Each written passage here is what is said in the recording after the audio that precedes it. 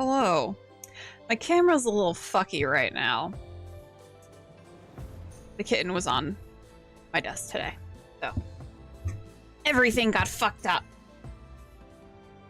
Welcome on in, guys. I didn't break shit. The kitten was scampering around here. He was on one today.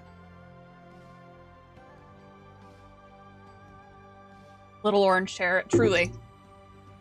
He kept finding like little bits of like dried flour that I had, because I have like some dried flowers. They're hidden away from the cats, but sometimes Artie will pry the window open. And so there was like little bits of dried flour apparently on my desk, and he was just going to town on them. But yeah, I have been terrorized in my own home. I feel unsafe. Blame the cat. Like, shut up. So my camera angle is off right now, and I'm fine. I'm fine about it. I'm not going to get angry about it. Also, happy Tuesday. I definitely knew that it was Tuesday today and not Monday. You can't prove that I thought it was Monday. Did feel like a Monday, though. I forgot.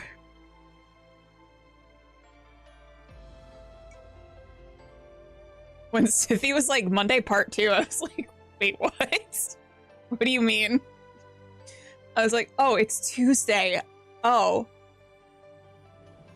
I forgot. My bad. I was just a little guy. It felt like a Monday to me. I don't remember what happened yesterday. Probably why. Feeling like very like today. I don't know why. It's weird.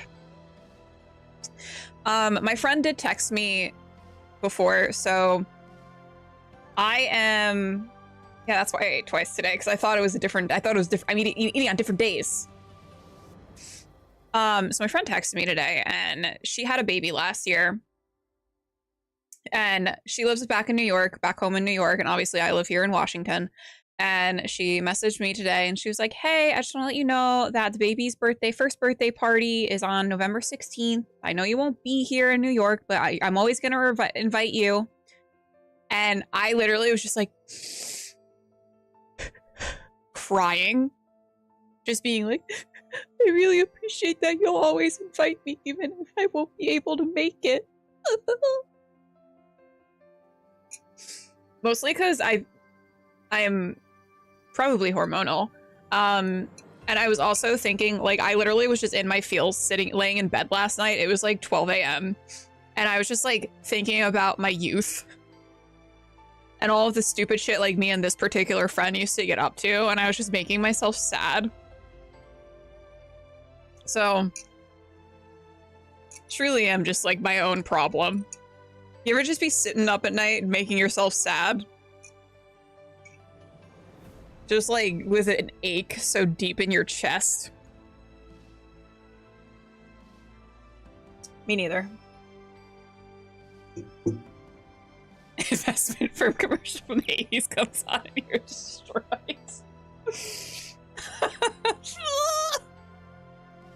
Sometimes I see, so there was this big like TikTok trend it was probably back in like 2020, 2021, where people used to, they were doing like the Adult Swim commercials.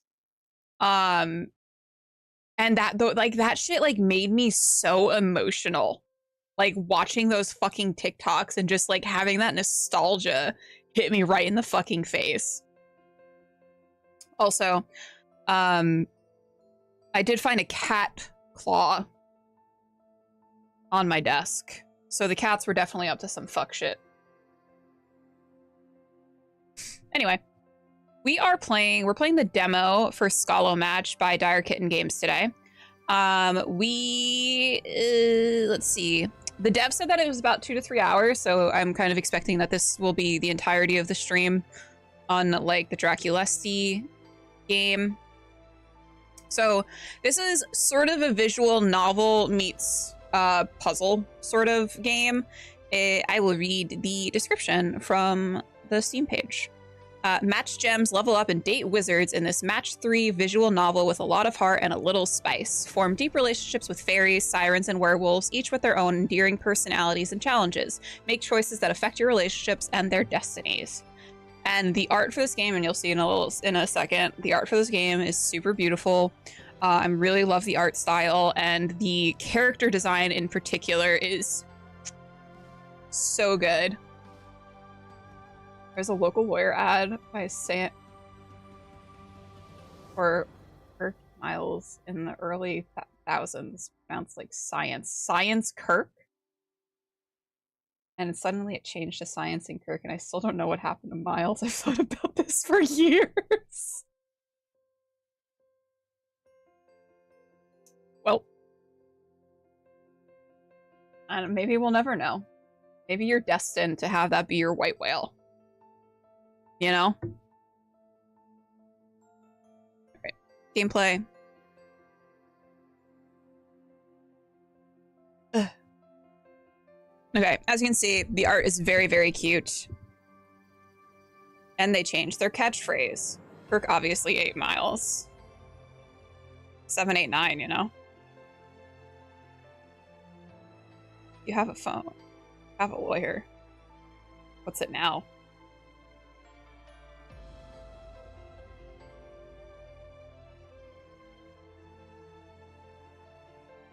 Waiting. You have a computer phone. You have a phone or a computer. You have a lawyer. Happy Spoopy Month! Or as I like to call it, Happy Dragon Age Month, everyone. I can't wait for October 31st. I'm going to be insufferable. I apologize to everyone now. You will not hear from me. I will be here on stream. I will be playing Dragon Age. May or may not talk to chat. Maybe sobbing inconsolably the entire time. Why are you standing there? Nothing else? Huh? Nothing else? Nothing else going on? Joel's upset with me now. Yes, October 13th is mine and Joel's 1-year anniversary of us being married.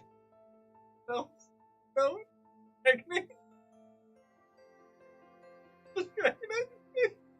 To be fair, I've been in a longer commitment with Dragon Age. Anyway.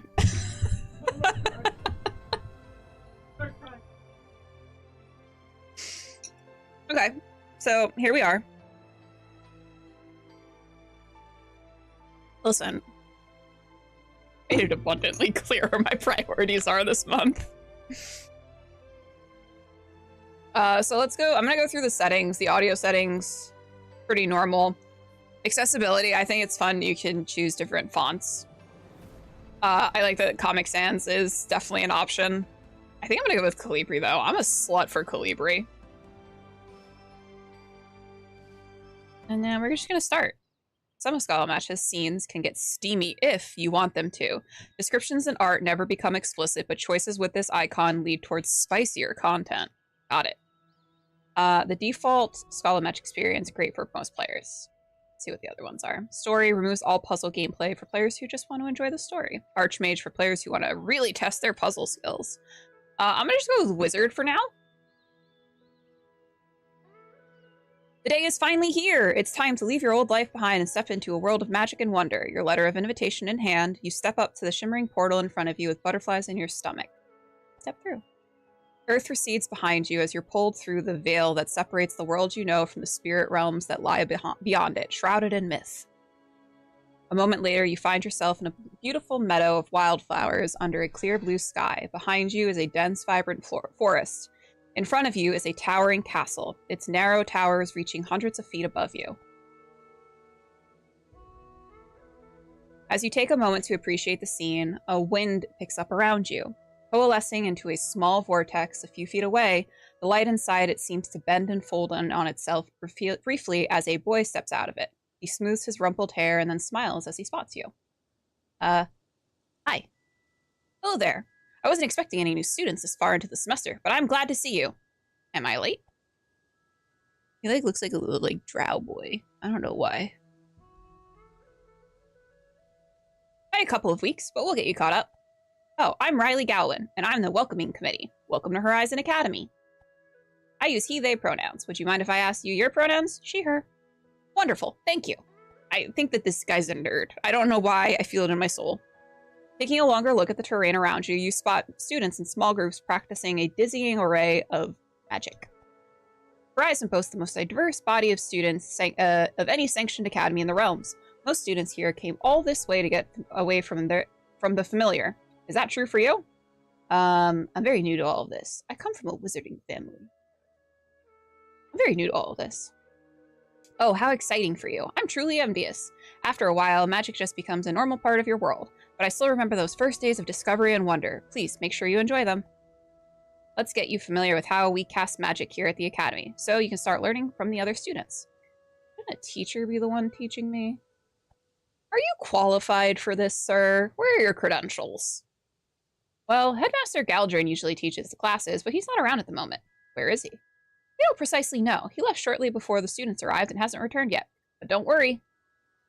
Who's been watching us? Have we just been on our own? Did you just message me oof? Just to...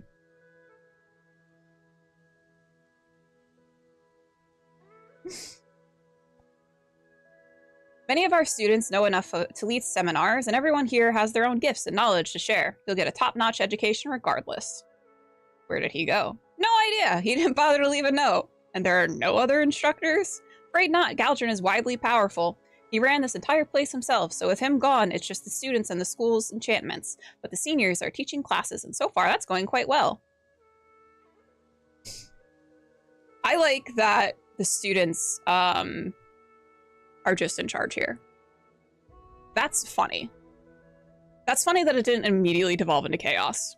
Daly's got her nude, so I got busy. You're obsessed. This sounds very bad. I admit, it's not ideal. Academies should probably have dedicated instructors. It's on the brochure after all, but I promise, so far this has been working out great for the first year, so let's give it a try and see how it goes. Let's talk basics. Magic has existed since the dawn of time, and a lot of it has taken on the resonance of a particular element. In order for the magic to work, the parts with the same resonance need to be aligned. We're going to be shaping the magic around us. Your goal is to shift individual bits of magic so that at least 3 of the same type are lined up with each other. Do that, and they'll put some power into the spells you're making. Make sense? Let's give it a shot. Whoa.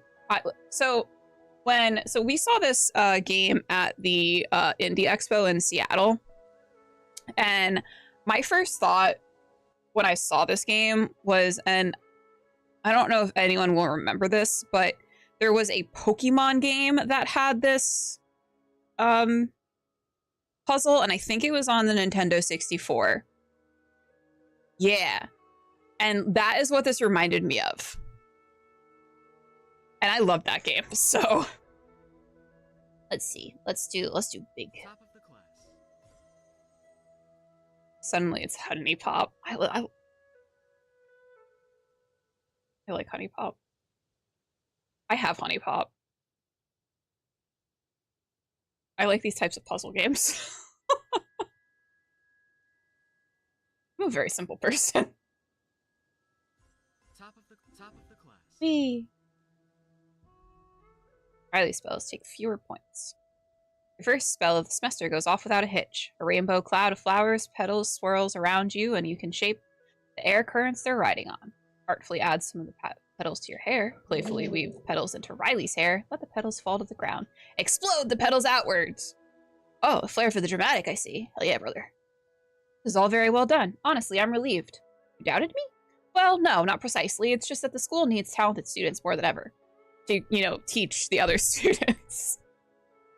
Getting into this academy was hard for most of us, and the resources here are fantastic, but Galdrin created this realm and only he knows how to maintain it. If it begins showing signs of instability, we'll all have to leave.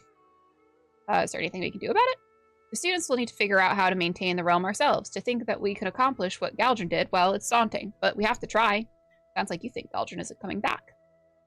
He might, but we can't count on it. I mean, to keep this place open, and that means focusing on what we can control without worrying too much about what we can't. I wonder if Galgen's hot. That's not your responsibility. All you need to worry about is making friends and keeping up with your own work. Let's move on to your next lesson. Before we move on, do you mind if I ask what you're hoping to get out of your time here? I like to make sure the school is set up to support the new students as best it can. So this student who's not getting paid is a better support staff than probably what most students in the United States encounter. And I say that as someone who works in the schools. I want to be a powerful mage. I want to be able to help people back home. I'm looking for adventure. I'm looking for romance. I think I want to be a powerful mage. You and everyone else. No worries, though. There's plenty of ultimate power to go around. I can't promise you that you'll be the next archmage, but if you apply yourself, you'll definitely be able to acquire world-shattering power. Although, for legal reasons, if you ever literally shatter a world, we will take away your diploma. You can see why learning the basics is so important. Shall we move on to your next lesson? Yeah. Uh-oh. Hold on. Hold on. I gotta move myself. We're blocking the hottie. We'll go down here. Maybe I can help with that. Ember, so good for you to stop by. I was on my way to the lake. Oh, is this a new student? How exciting. You're very pretty. You're very pretty. Aw, thanks. You are adorable. Riley, anything I can help with? Why are the horns flesh-colored? You can't just ask someone why their horns are flesh-colored. We covered building chains of elemental mana. I was about to explain about chaos and pure. Very important to understand. So you saw how elemental magic worked. Line up the bits and magic happens. Well, chaos and pure mana work the same way, but the results are different and not always what you want. Chaos mana looks like this. It's everywhere and it's dangerous. If you line it up, it'll corrupt the spell you're working on and set back your progress, so definitely avoid that whenever you can. And here we have some pure mana. Pure mana won't help the spell you're working on the way elemental mana does, but it'll fuel little helper spells we call cantrips. I know that, I play D&D. Here, let me teach you Cleanse. It'll probably be the most basic one there is. Cleanse destroys a couple random bits of chaos mana, so they don't cause you problems. Other cantrips do flashier things, like changing bits of mana between elements. You'll see when you get there. Well put, Ember. I keep wanting to say Amber. But as simply as possible, matching chaos is bad and matching pure is good. You'll get the hang of exactly why as you get a little more experience. Oh, I see my friends calling me. Bye, losers. I have to run, but welcome to Horizon. I'm sure I'll see you again soon. Let's try another spell and we'll see how you handle chaos and pure mana.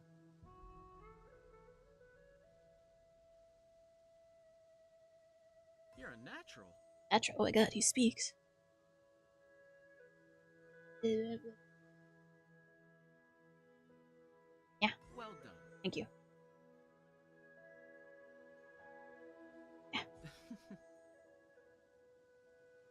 This is very zen. Calming. Oh. That's it. You're a natural. Thanks, Ed. Fuck. Well done. Yeah.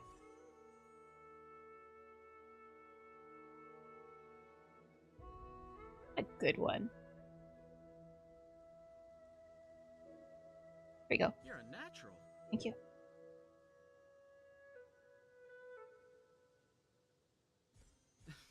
Top of the class. There you go. You won. You did it. Great, you avoided the chaos and collected the pure. Well done. Cleanse is a useful cantrip. I'm sure the other students will teach you different ones if you become friends. A big goofy creature comes bounding up to Riley and starts licking his face, much to his dismay. At the slightest sign that you're up for pets, the creature runs up to you, tail wagging excitedly. Pets and scritches. You rub the creature's back and scratch behind its ears and under its chin. Its tail wags furiously and it keeps trying to hop up to lick your face. Obviously, I would allow that.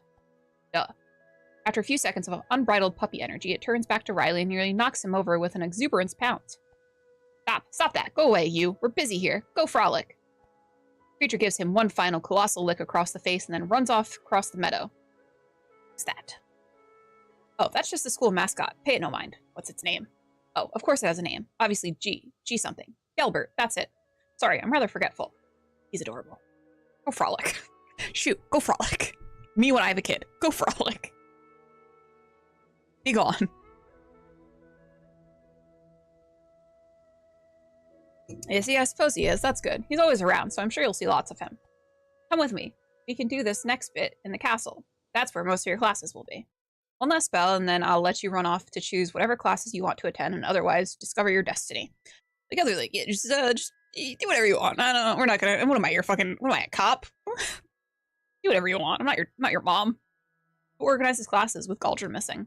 Oh, I do. There's not much to it, really. Just preparing the spaces, drawing up schedules, asking students to give lessons, and making sure there are some healers ready at all times in case something goes wrong. That sounds like a lot. But his name is G something.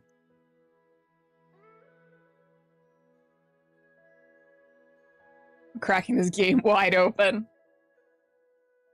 It seems common sense to me. Perhaps that's just because I've seen Galdron do it in past semesters. Not so hard at all, once you've done it for a little while. Things seem to be running smoothly enough so far. I haven't heard too many complaints, although a few students clearly want to return home. Why don't they? Well, this plane of existence is rather disconnected, you see. The bridges to the other realms become less reliable the farther we get from the solstice. It's good luck that you managed to slip through it all. Trying to go back would be very risky at the moment, so I'm afraid the Archmage or not, we have a semester to make the most of it together. What happens if the realms fall apart? Nothing good, that's for certain. But honestly, I wouldn't know too much about that. The sort of destabilization we're talking about would take more than a semester, even if the school ends up closed. We have at least a semester to study together. Oh, are you new here? There aren't a ton of other humans to talk to. Wait, are you human? Scratch that. You don't have to tell me if you don't want to. I just got a little excited. I am human. Glad you stopped by, Charlie. I was about to teach our newest classmate about how time plays a role in casting. Care to explain it since you recently learned about it yourself? Yeah, no problem. Basically, whenever you're casting, you want to do it carefully, but also quickly. Magic doesn't like holding a shape, so if you take too long, it will all unravel and you'll have to start over again. You haven't? Okay. How old are they supposed to be? I'm imagining, like, probably college age. Considering there's, like, spicy scenes. Would.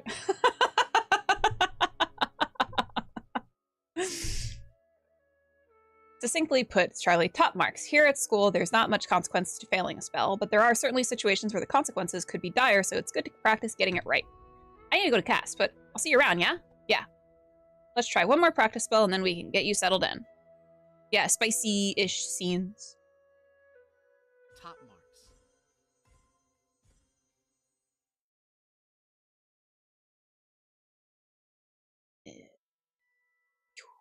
You're a natural. Thank you.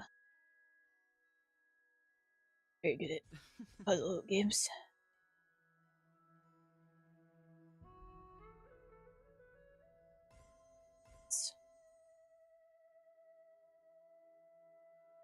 Top marks. Thank you.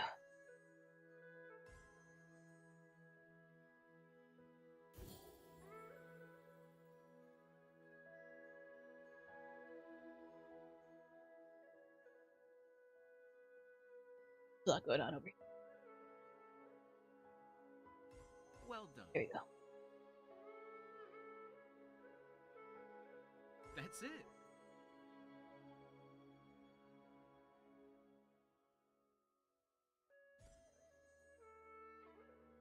Oh yeah, it's all coming together. Truly phenomenal. Alright, I think your orientation is complete. You're a little behind the other students, but it shouldn't take too long to catch up. Come with me, I'll show you the dorms. Speaking of, all the spellcasting has given you enough experience to improve an aspect of magic. How do I do that? If you open up the lessons page of your spellbook, you can commit your experience to improving in an area of your choice. Go ahead and do that now. Lessons. Water, air, earth, and fire. Four nations live together in harmony. That'll change when the Fire Nation attacks. I'll earn you more points for matches with those elements. Cure starts each puzzle. Ah! Hello, little baby. No, you don't get to run away out.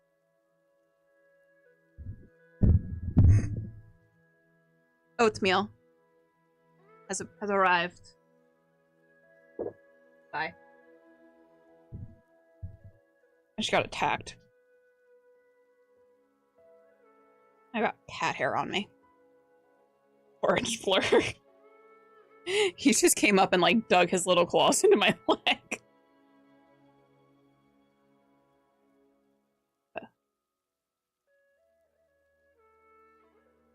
There we go. That was normal psychopath behavior. Chaos reduces the penalty for those matches. Time gives you more turns for each puzzle.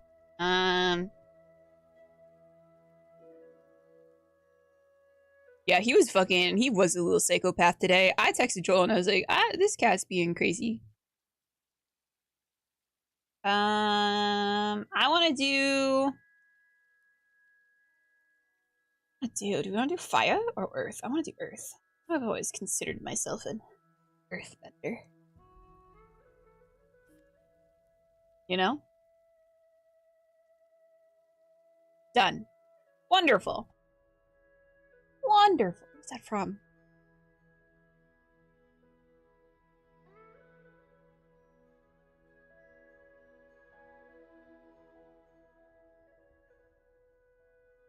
Have you ever just get like audio bites stuck in your head? Anyway, here we are at the dorms. Everyone lives here while we're at the academy. Definitely please make an effort to meet the other students. They can teach you cantrips and magical styles from their own cultures. What are magical styles? I'm sure you've noticed that while lining up the 3 bits of magic is great, getting 4 or even 5 builds your spell faster. But the bursts of mana from those 4 or 5 piece chains of mana can be shaped to do even more helpful things. Do you have a magical style? Oh, I suppose. I've never really thought of it as a style, but I do love taking things slow and really studying magic as I use it. This is your room. The students are all generally friendly, so don't hesitate to ask anyone if you need anything. Damn it, now that's stuck in my head too. Wonderful!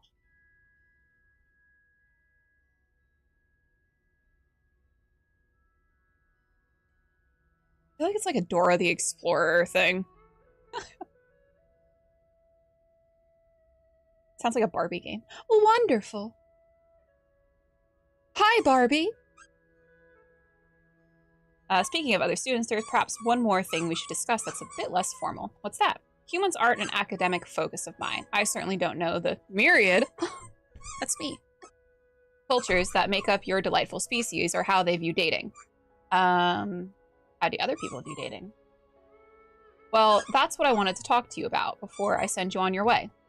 I don't know how humans feel about multiple partners, but in the interest of limiting drama and heartbreak, I thought you might like to know more, but know that most students here are enjoying a social scene without constraints. Meaning that if you do decide to date someone, they likely won't have the expectation that you aren't dating other people as well. Or that they aren't. Dirty boy sleeps. It's Macy. I got Macy some new lammies. I got her a little witch lammy. Hi, Cookie! What if I have that expectation? Well, honesty is important as with all things. Certainly feel free to discuss it with any potential romantic partners. Just be aware that isn't the norm here. Sorry, I'm feeling a tad awkward. Matters of the heart aren't really a part of the onboarding process, but with Galdrin missing, I really want to keep any miscommunications between the students to a minimum. I appreciate the advice. Alright, I'll get you settled in. School's enchantments will direct you to the right classes, but feel free to audit whatever interests you. Good luck. Riley has taught you a times 4 combo. Careful study. 4 times matches will generate extra experience points for lessons. Oh no. What do we do? What do we do? Aquamancy. I just no idea. Was he? Ooh, boss. You're walking through the busy hallways, lost in thought as you try to commit the last class's arcane formulas to your memory. Pay no mind to the students pushing past you until some deep and instinctual part of your brain becomes aware that someone is making eye contact with you. She heads towards you with a cheerful smile. This is just me. This is who I am on the inside. Moth girl. Glancing over your shoulder, you don't see anyone else paying her any attention, though. When you turn back to her, she's just a couple of feet away. Her friendly smile clearly meant for you. Off. 2 quick steps, and she's closed the distance to you, wrapping you up in a warm embrace, the peach fuzz covering her face velvety soft against your skin as she nuzzles your cheek affectionately. Return the hug enthusiastically. The hug lasts a long moment as other students politely walk around the 2 of you. The fairy gives a big sigh, and you can feel her smile in the tightness of her cheek against yours. You give the best hugs. Have I ever told you that? I don't think we've met. Ha, you're hilarious. I've got a free period. Want to hang out down by the lake? No, really, I don't know you. The fairy takes a step back and looks at you, her expression shifting from confusion to realization to horror.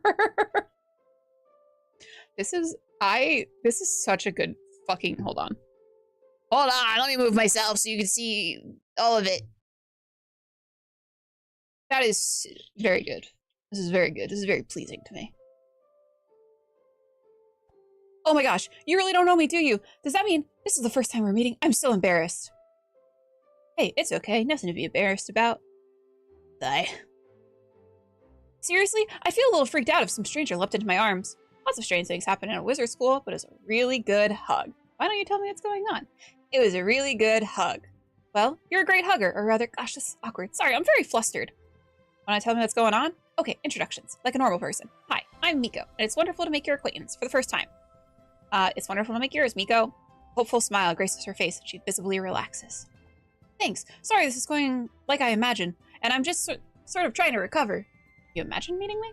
Well, not meeting you, but I've had visions of knowing you, you know, after the meeting part, which is usually the hard part for me. Visions? I just love this character art so much. I keep looking at it, I'm just like, this is really good. Yeah, so the thing is that I'm an oracle, you know, visions of the future, portents and prophecies and that sort of thing. So what visions have you had of me? All sorts, but the thing is that sometimes I get lost in those visions, and then I get confused. You know how sometimes you can't remember if something really happened or if you're remembering a dream? Yeah, that's happened to me. It's super weird, right? Confusing for sure. Well, being an oracle is like that, but all the time. It's really hard to keep clear what has happened and what's going to happen or what might happen. For me, it's all memories, whether it's happened yet or not. Which means sometimes I accidentally feed my cats 3 times in one morning, and sometimes I super embarrass myself by giving a huge hug to my best friend only to discover that they've never met me, and now they think I'm a crazy person. I'm your best friend? Yeah, or geez, I'm not nailing this. I don't mean to, like, tell you what you're going to do. I just seen future where you and I are very close, and I like those futures a lot. Maybe too much since I forgot that I'm not actually in one of those futures. Oracle Muff. Do you want to be best friends? Yes? I mean, yes, I would very much like that. But you don't even know me. It's decided. We're best friends. I would die for Miko. Tears well up in Miko's eyes, and she can't hold herself back from giving you another giant hug and sobbing into your shoulder. Just hug her back. Miko's softness presses all around you as she squeezes you tight for a few more seconds before taking a step back. You're the best. This must be so weird for you. I like weird. Well then, we really are destined to be best friends. Want to practice some magic together? Yes. Honestly, teaching people magic is sort of my jam. Could I teach you a little divination? I would love that. Yeah. First match of each turn is worth half. Chain reactions are worth.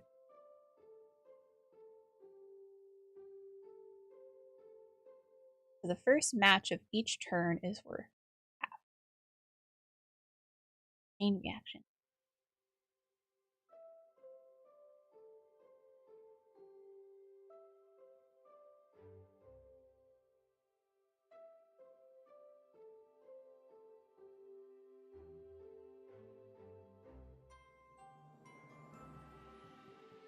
Cool.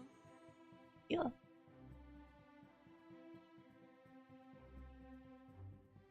Nice prediction.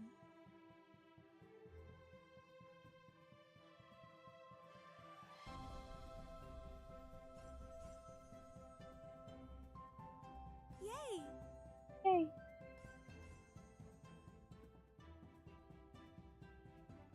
Hey, Meteor Freak. I know, these are so good. I love these types of games. They're very soothing. See. Cool.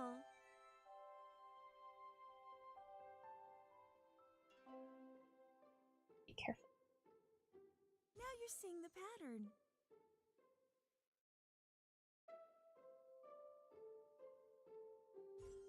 Now you're seeing the pattern. Did it.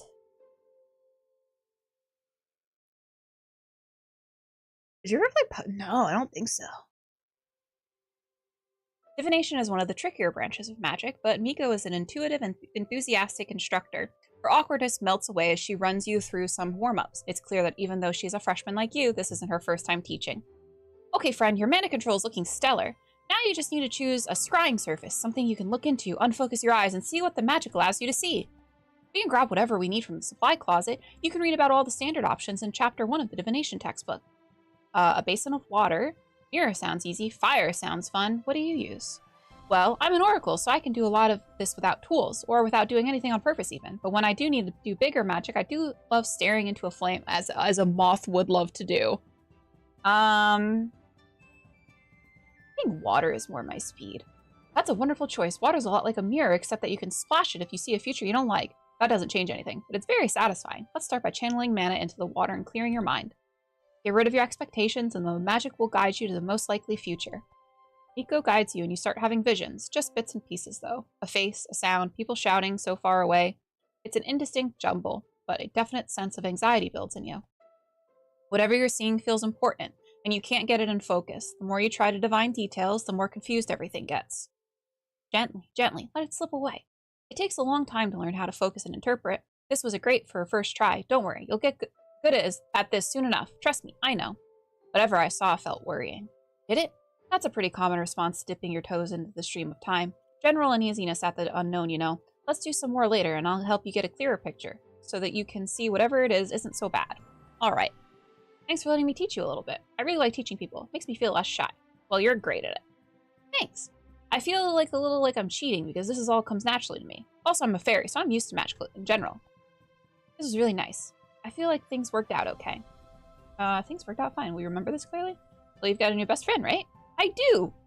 Okay, thanks. Sorry for needing assurance. It's just that this is an important moment for me. Lots of potential futures going away, and I don't want to lose the good ones. I should go for now, but can we hang out again? I'll help you with the vision. I'd love to hang out. We are best friends. We should hang out lots. Nico giddily sweeps you up in a hug for a quick moment. I'm really happy. Thanks. I'll see you around, okay? See you soon. Nico has taught you ×4 magical styles. See through flames. When you match 4 fire, 2 random gems become empowered. Break them to earn an extra turn. Oh boy. Well.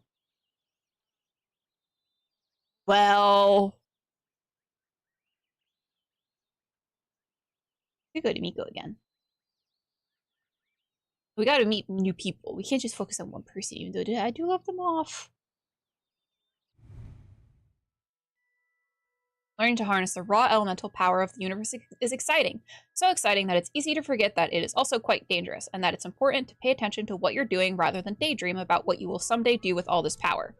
That's what you're thinking as you jog down the hallway towards the infirmary, a truly agonizing itching sensation spreading upwards from the tip of your left hand from where you carelessly touch some alchemical regents that looked just a little too similar to your snaps.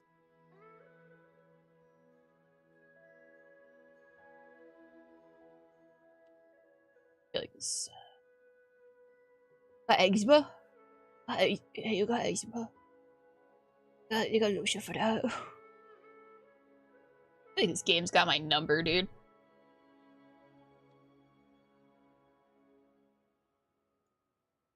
You take a sharp turn. Hold on, my brain's loading.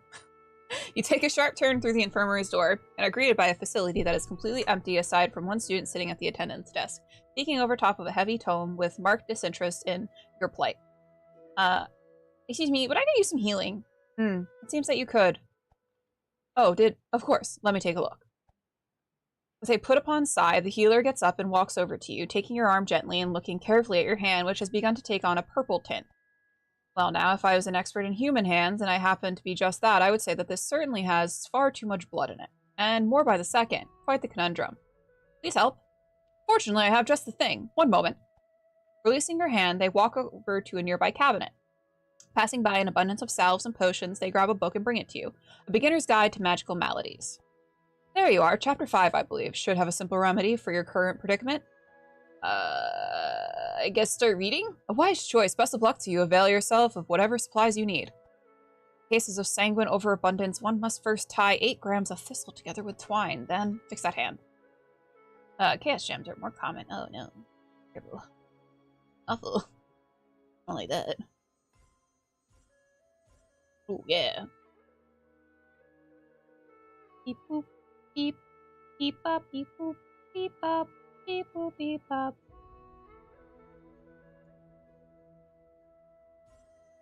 Oh, bad.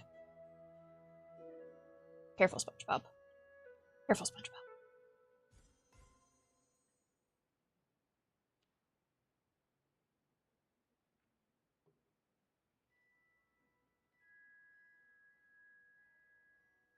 Watch right here. Dad.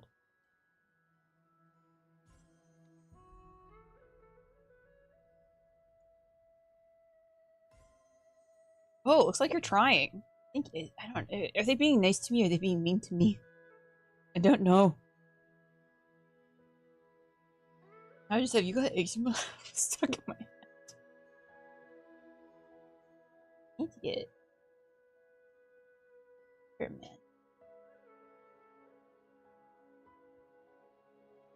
You got eczema?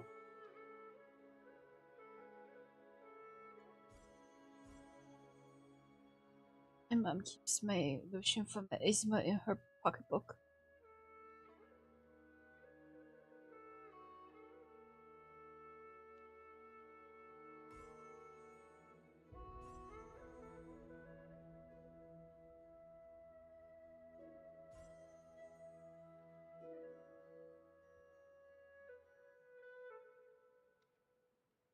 Specific eczema.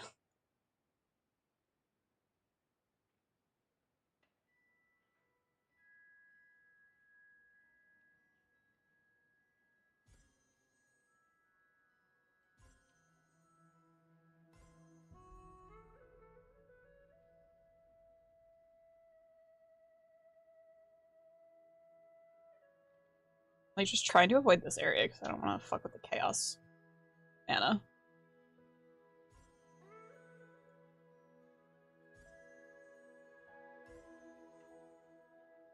I'm trying really hard. There we go. We did it.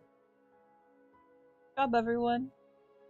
Researching how to magically repair your own body while that very body is in the process of succumbing to a supernatural wound is stressful to say the least, but you manage it. Your heartbeat pounds in your ears as you return the spellbook to its cabinet and close your eyes, letting that dreadful experience recede blissfully into the past. Ah, finished already. Excellent. Let's take a look at it then, shall we? Show them your hand. The healer examines your arm carefully, investigating your spellwork and searching for any sign of injury. Well, entirely adequate. See, I knew you had it in you. Seems you picked up the basics wonderfully, using the naturally healing aspects of earth magic to cleanse away the corruption and damage. Well done. Why didn't you heal me? You guys heard, oh, bad noise on my mic? My phone vibrated. Ignore it. Because now you know how to deal with this sort of thing in the future and you don't need to come here. The infirmary might be empty at the moment, but it can get quite busy, you know. Imagine someone overestimates their control of infernomancy and incinerates one of the dorms. I'm stuck trying to unmurder a gaggle of freshmen and you come in here with some injury of your own. Who do you think I'll need to tend to first? Now you can handle it yourself. A win for both of us. Thanks, I guess. And I guess you're welcome. I'm Morgan, by the way, in case you want to send a thank you note or leave a stellar review with Riley. Just leave a review on Yelp. On your way now. Your arm is nicely healed and I'd like some peace and quiet to study. Okay, well, kind of rude. Whatever, it's fine. Morgan has taught you a new spell, sort of. Root Filter. Root Filter causes all earth gems to transform nearby chaos into water. Neat. 2 stars. 1.5. Who do we want to go to? Off. Hold on. Let's just keep bumping up our fucking earth. We're just OPing earth right now. That bet's a man, but kind of cute. I'm between these two right now.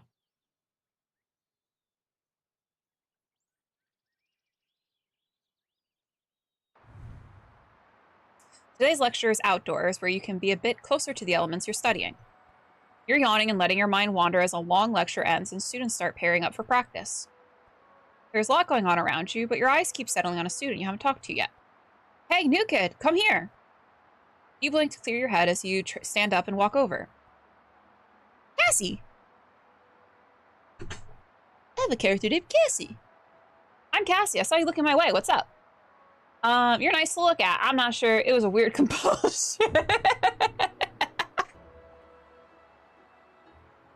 I'm not sure. It was a weird compulsion. No problem. It's not your fault. This happens a lot. Part of the whole siren thing.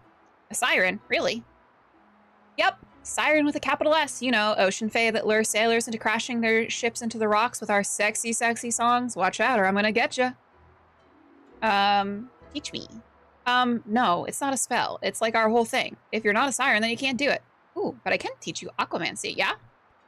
I could use a warm-up, but I'm guessing that you don't know a lot of undersea spells. Let's start with a simple water-shaping spell. In 2 turns, Cassie will take your turn. Oh. I don't know if that's good or not. That sounds like it's probably not good. Or maybe it is.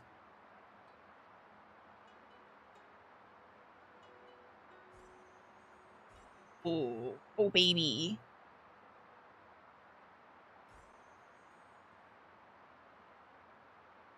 Oh, you can't do that. Okay. Sometimes with these games, you can move, like, diagonally. Damn. Really good. Success. Cassie effortlessly summons an orb of water from a nearby waterfall, and you take turns shaping it into various forms. She goes first, making a simple fish that swims through the air. Turn into a shark. Turn into a jellyfish. Ooh, the top is super simple, but the little dangly bits are hard. Nice. The dangly bits are hard. Cassie adds a little more water and changes the shape into an octopus wrapped all around her. Turn it into a flowing dress. Turn it into a big cat. Turn it into a flowing dress. Cassie gives Ada a little twirl, and the water wraps around her like fabric. I love it. So fashionable. Cassie adds even more water and shapes it into a fairly detailed copy of herself. Have it do a cute dance. Oh my god, she's so hot, right? I like those moves. Cassie puts the water back where it came from. That was super good. Also, I had fun. I need to meet up with some friends, though. Later. Bye. New ×5 combo unlocked. Radiant Storm. When you match 5 gems, up to 7 water gems are enhanced to also provide pure mana when you match them. I want to go see Moth Girl. But there are other people to talk to. Friends. Oh my god, the icons are so fucking cute. She likes daydreaming. Oh boy. Relax. Chill out. Friendship selfies. Dislikes the present. People who need to see the menu even though they know what they want. Morgan. They, them. Senior. Twilight Fae. Healing. Monologuing. Pranks and bodies. Dislikes self-righteousness. That seems a little ironic. Magic Tot. Root Filter. Ember. She, they. Senior. High Fae. Focus Infernomancy. Likes group hangs. Fashion. Teaching. Dislikes recklessness and bullies. Charlie. She, her. Freshman. Human. Focuses. Curses. Ooh. Likes acing tests. Her laptop. Horror movies. Dislikes jumping to conclusions. Slacking off. Valid. Cassie. She, her. Freshman. Siren. Focuses compulsion. Likes singing adoration. Playing with her food. What does that mean? What do you mean playing with your food? What does that mean? That's suspicious. Dislikes self-control. You know what that means. Fine, we'll talk to someone else. We'll talk to someone new.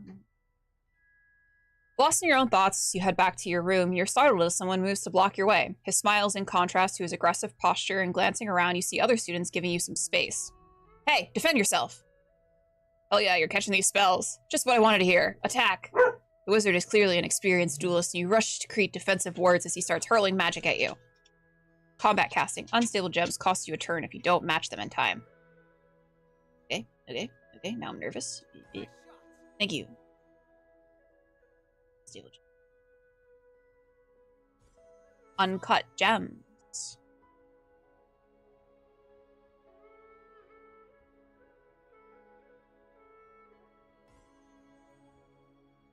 Look. Look.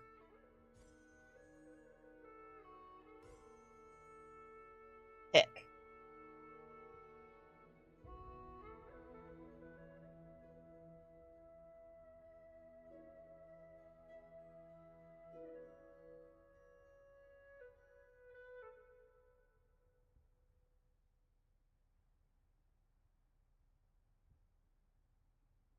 Mm.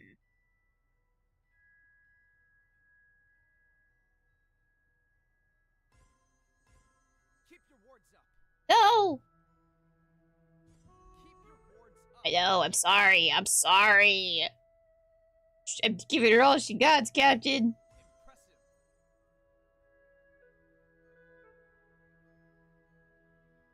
Let me get this one.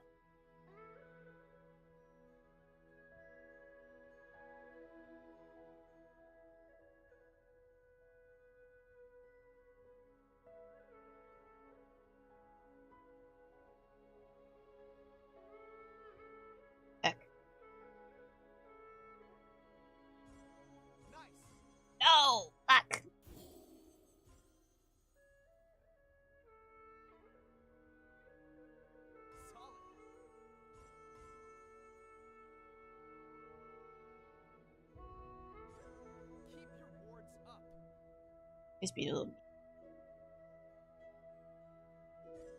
Good casting. Good casting. Keep it up. Did it.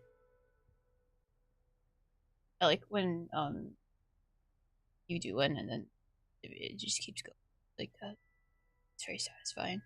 The other wizard pummels your defenses, testing for openings as you scramble to remember what little combat magic you've been taught. He's unrelenting, and you hastily constructed shields fail to block the full impact of his attacks. You can tell he's holding back, but not enough that he doesn't land some hits that you'll feel tomorrow. Hey, Justice, welcome on in. Especially for how you think about wizard duels. He stays very close to you. You need space to cast, and he gives you none. His eyes trained on yours as he drives you back. You start to see the ways in which his constant aggression leaves him vulnerable. You don't have the time or space for anything you'd call a real spell, but you manage a half-formed blast of fire that singes his eyebrows and rocks him back on his feet. Hey, better than I expected. Most outsiders can't do anything but defend, or run away. Thanks for the exercise. See you around. Hey, what do you mean outsider? Rather than answer, he slips out of a nearby window and is gone.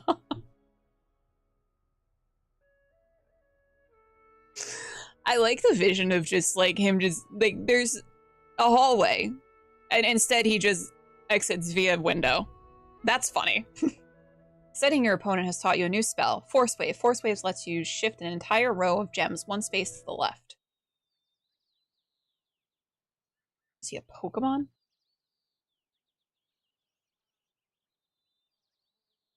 It's a gorgeous day for a walk. This guy looks like a himbo.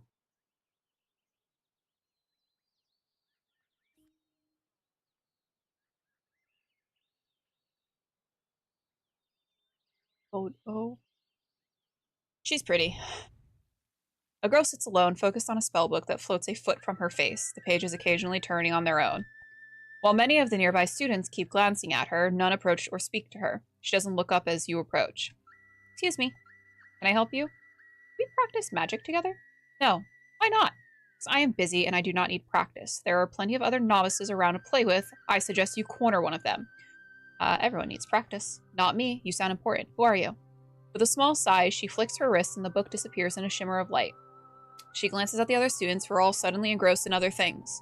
You don't know? I'm Amara Dardalia of the Quela. I assume you at least know who the Quela are. No, should I? Astounding. Simply put, the Quela are the most magically adept of the Fae races. We keep to the outer edges of the spirit wild and stay out of squabbles of the other civilizations. Why be isolated? Because you are all quite exhausting. These nuts. The Quilla are more than capable of continuing our development without interference or connection to the other realms. There must be things you can learn from others. But us other races are so hot. You aren't going to stop, are you? I will make you a deal. Let us practice a simple spell together. You will learn a great deal, and you can tell your friends that you've had the rare opportunity to mix mana with me, and then you will leave me alone forever. Okay. Hard to impress. Only score points for matches with 4-0. That's fucked. That's fucked. I should have gone somewhere else. Thanks for looking, Kuicho.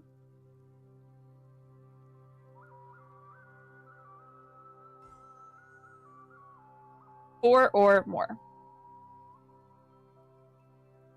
Heckin' Fwick. Wiccan Heck. I do also really like the music in this game. It is just very soothing.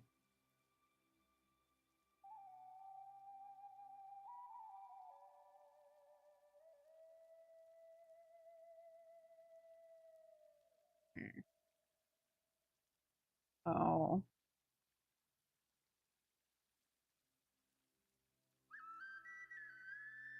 Hey, Jessica, welcome on in.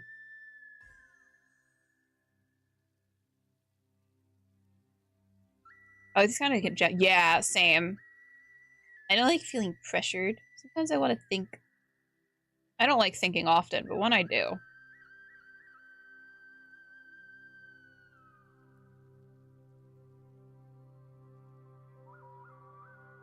Oh, wait, hold on. Careful, SpongeBob. Careful, SpongeBob.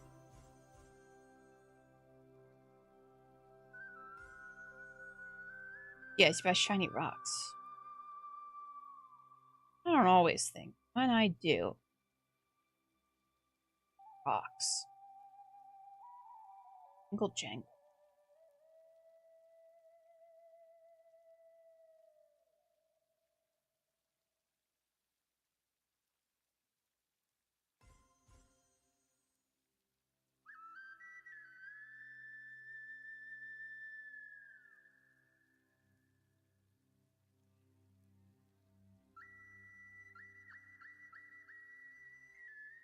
Is this? Yes, this is on Steam.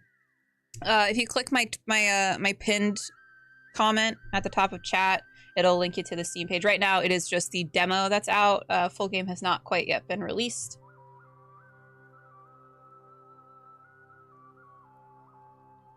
Let's see.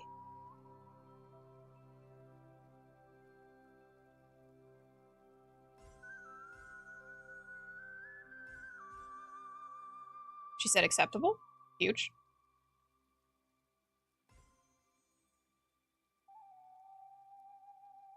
I work with, yeah.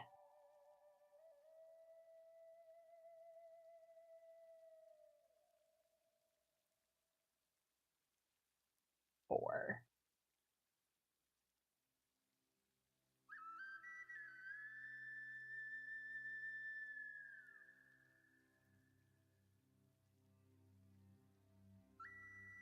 Hmm.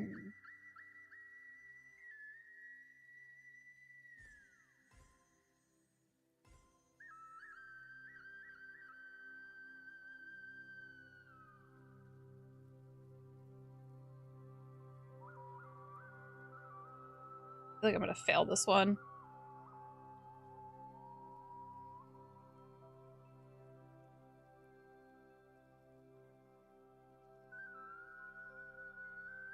Yeah, you need to collect pure mana to cast one of these. Which is kind of what I'm trying to do, but I don't actually have anything lined up right now, so.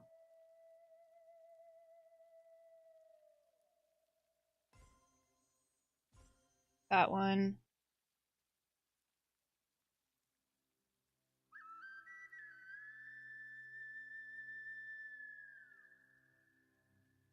I'm gonna cleanse because there are a lot of chaos crystals around. Chaos crystals. Yeah, I'm gonna fail this one. This one's harder.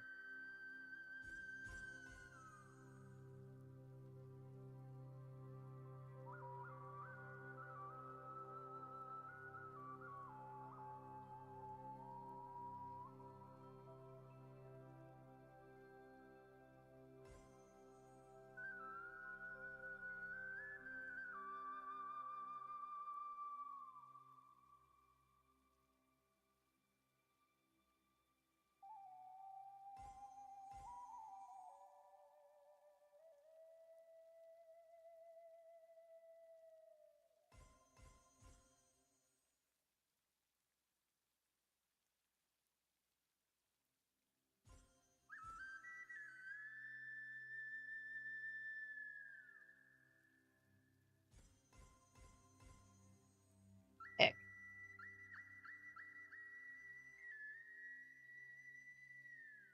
You don't like the music?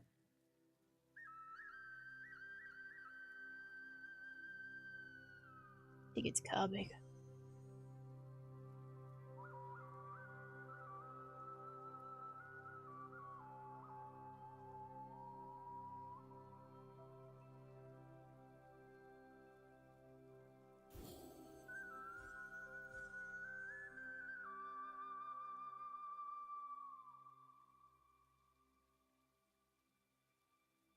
Feels oddly. Oh yeah, I could see that with like the flute and everything.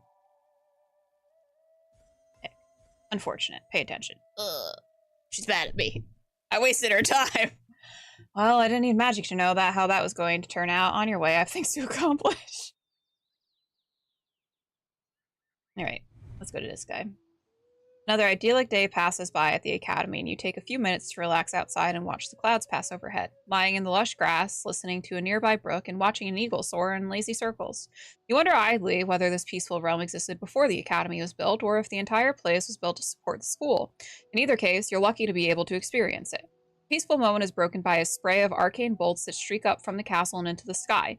The eagle is right in the path of the spray, and though it tries to swerve, at least one missile strikes it. The bird plummets. Oh no!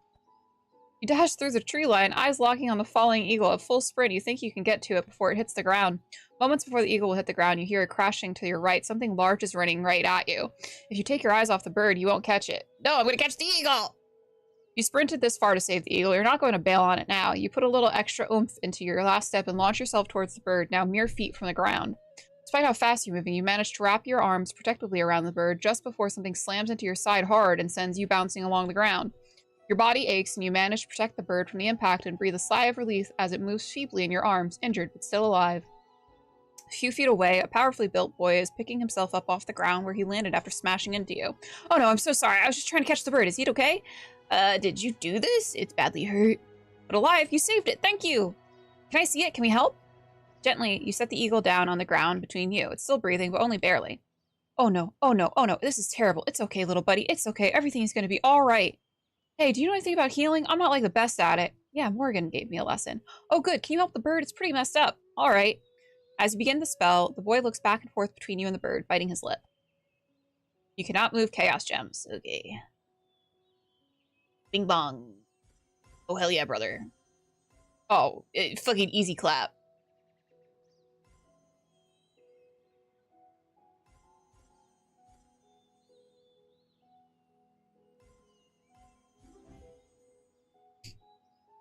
Where were all of those fucking 4s lined up for me in the last one?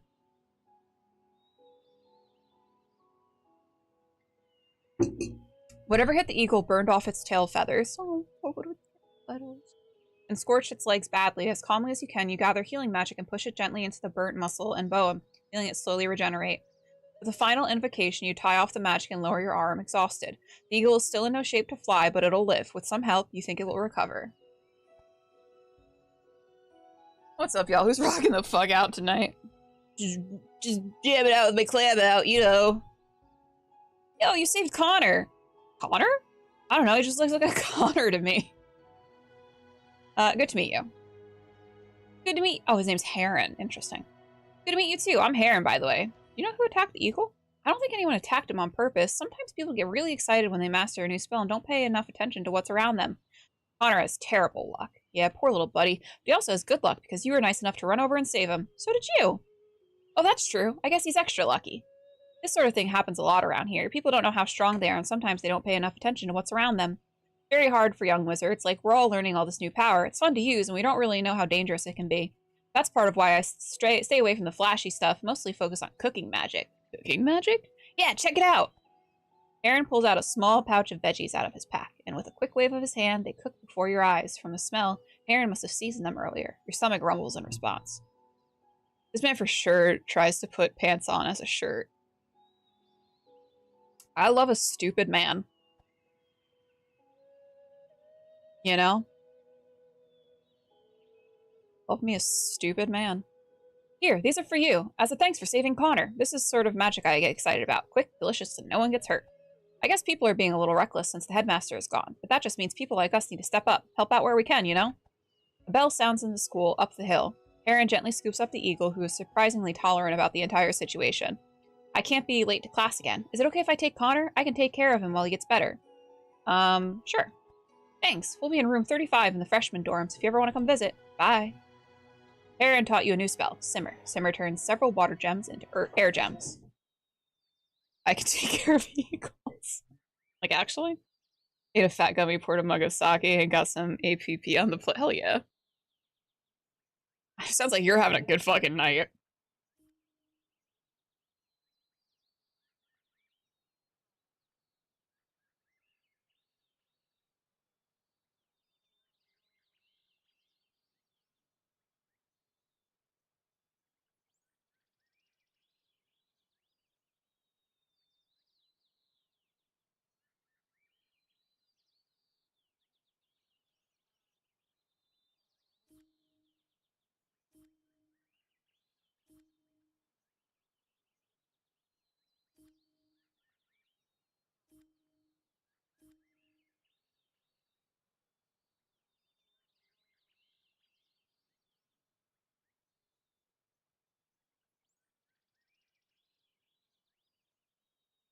She's gonna be mean to me, but I don't.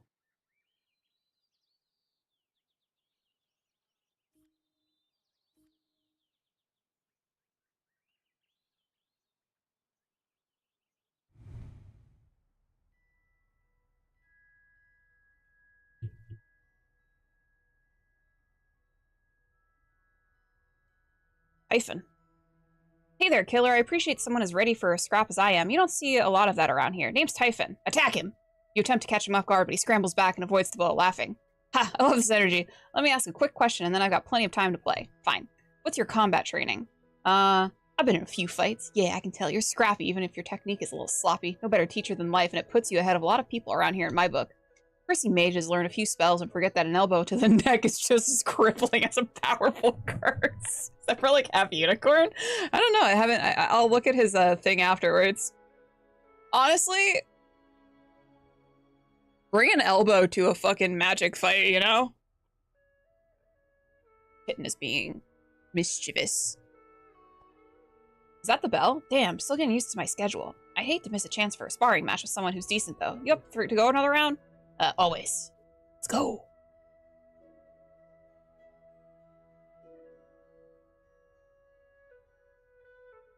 Solid. Wizard duel, I guess, fist. Nice.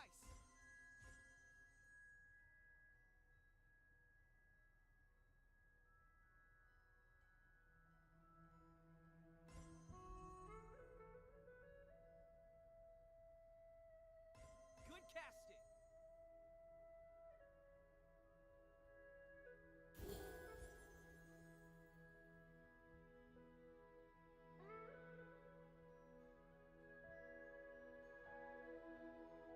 Welcome back, Queecho. Well done. We did it. Very powerful, very perfect, very beautiful.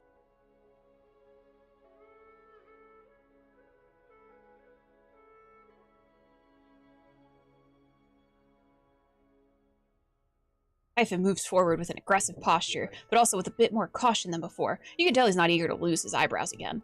There's a steady back and forth as you probe each other for weaknesses. You're able to defend yourself and send a few attacks his way, but it's clear that Typhon is much more experienced than you, and some of his moves catch you very off guard. Typhon is constantly darting past your defenses, his lithe muscles shifting beneath his clothes. The bell rings, and Typhon makes one last lunge for you, overextending in his attempt to land a convincing hit before you call it quits. Throw him! Typhon's momentum is committed, and you're able to duck under his arm, drive your shoulder into his armpit, and throw him to the ground. In him. Typhon hits the ground hard, and you don't give him a moment to recover. You drop down across him, seizing his arm and twisting it to strain the elbow. He musters his strength and agility expertly, but your technique is too good, and he's forced to tap your back and surrender. Let him up. A lot of talented wizards in this place, but I think you and I might be the only ones who know how to do a proper armbar. So that makes us 1-1, right? Wait, I thought I won the last one. Is that respect I hear? You're legit. I thought you were just going to be another pushover to test myself against once or twice, but you're better than that. I think we can learn a thing or two from each other. Definitely. I'm glad you see it too. I've only been here a few months, but I can tell that there aren't many sparring partners here that are worth our time. Good thing we ran into each other.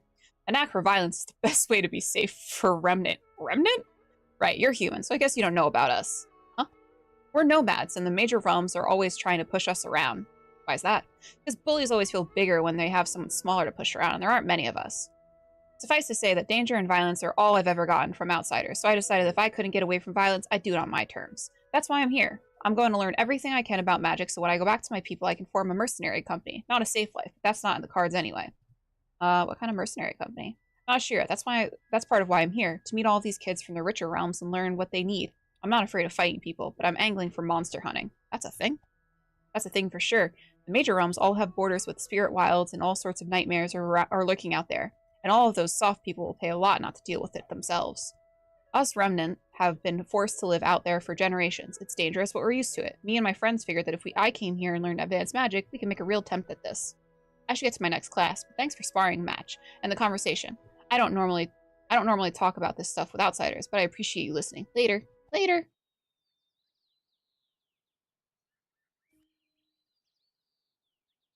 It's a Remnant. What's that? Sparring, taking risks, card tricks, dislikes, privilege, public speaking. So valid. Okay. Amidst the sea of fey bodies and fashion, Charlie's easy to spot. She sees you too and waves enthusiastically as she runs over. Hi there, you're the new kid, right? Yeah, we met on my first day. I remember. There aren't a ton of other humans here after all. Want to practice together? Yes, 1000%. Honestly, a lot of people are more interested in using class time to socialize or goof off, so I'm always on the lookout for dependable study buddies. I do like goofing off. That's me. I thought so. You look dependable. It'll be great to have another human to compare notes with. There are so many different people here, and a lot of their backgrounds give them a leg up. I'm excited, but also feeling very out of my depth. Have you asked for help? A little. This is my first time having to make new friends in a very long time, and I'm definitely out of practice. All these Fae have so much in common, and I feel like I just come off as weird. Plenty of weirdos around here from what I can see. Hey, be nice. Although, I guess you're right. There really are all sorts out there, huh? Hello. Hey, Bruin. Welcome on in. Hey, I've got an intro healing spell I've been wanting to work on. Give it a try with me? Research goals. You must clear all marked gems to win. Ew. Let's see.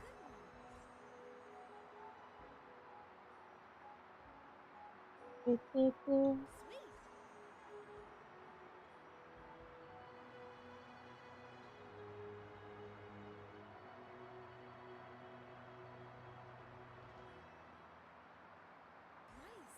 Nice. Nice.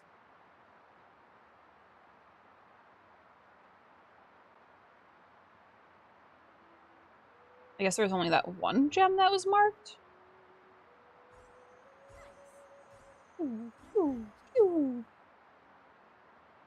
Success.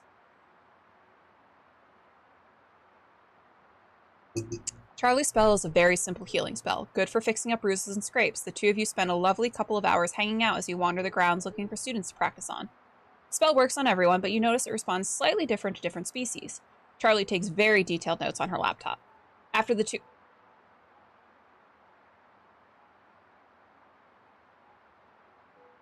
How do you think electricity works here? Oh, that's really cute. They got the little logo for the game dev on as a sticker on the laptop. After the two of you have mended every bump and bruise in the freshman class and even a couple of amused upperclassmen, Charlie looks very pleased with herself. So you're a healer?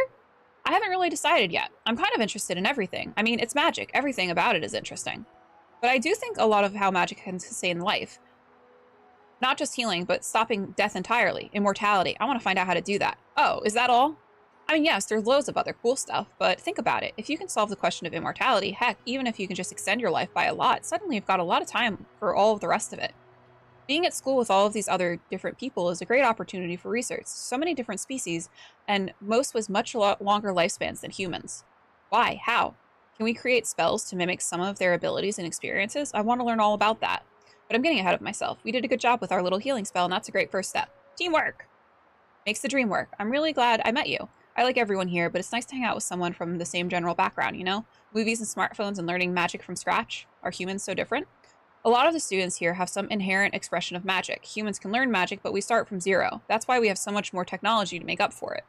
But hey, you and I are doing great at picking up magic. Let's do it again sometime. I'll see you around. Charlie has taught you ×5 magical style, purifying wave.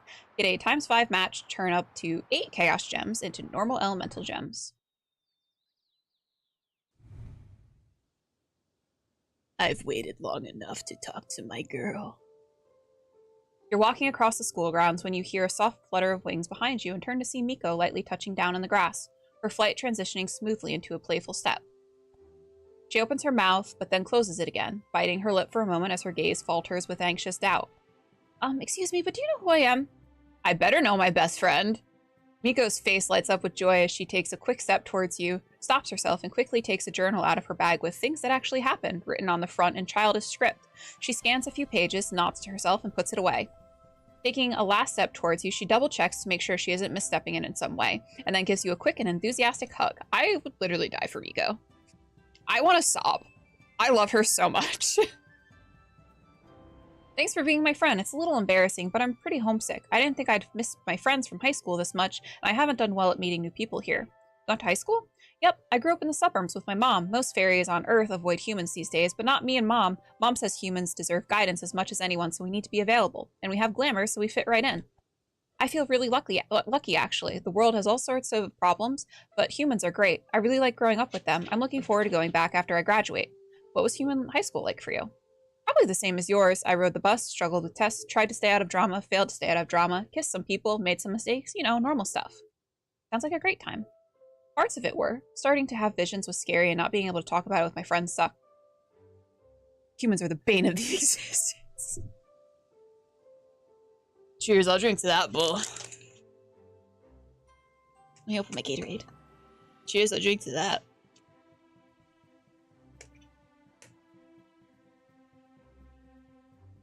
You really couldn't tell anyone? With how humans are these days, it's safest that way. There's so little belief in magic that a good glamour is like armor against all the doubt. If a lot of humans saw what I really was, their collective doubt could really hurt me. How so? It could strip away my magic or even make me forget who I am. That's happened, you know. Fairies who wanted to remind the world that magic exists, but instead of the world told them it doesn't, and they ended up believing it. So no one ever found out about you? I slipped a couple of times, actually, but humans are very good at rationalizing. First, it's, oh my gosh, Miko, are those wings? And the next day, it's, thanks for showing me your Halloween costume earlier. Those wings are amazing. How did you make them? Did that make you feel lonely? Humans... this is Bull's answer. Humans suck. So no one really remembered you? Did that make you feel lonely? A couple of times, but not really. Being a fairy doesn't really define me, you know? My friends knew that parts of me that really mattered. Oh, that reminds me, 1 second. Miko pulls out a smartphone. The protective cover depicts a black pentagram emblazoned on a full moon surrounded by beautifully rendered clouds. The edges of the scene are covered by a collection of stickers, unicorns, and moths, and a variety of vaguely occult symbols. Here, check it out. This is a bunch of my friends, and that's me, all the way on the left. Miko holds out her phone, and you see a picture of a group of high schoolers in the woods sitting around a very basic ritual circle. And there on the left is a young girl who looks mostly like Miko, but distinctly human. Aw, you're cute. Thanks, I know. I think I look a little strange without my wings, but my glamour is pretty good. Your friends were learning magic? Mm-hmm. Back in middle school, my friend Christy found a book called Top 10 Love Spells, and we all went out to the woods to read it together. Were those real spells? Nope. They were 9 useless poems and 1 very problematic curse, but it was fun hanging out and giggling about it. How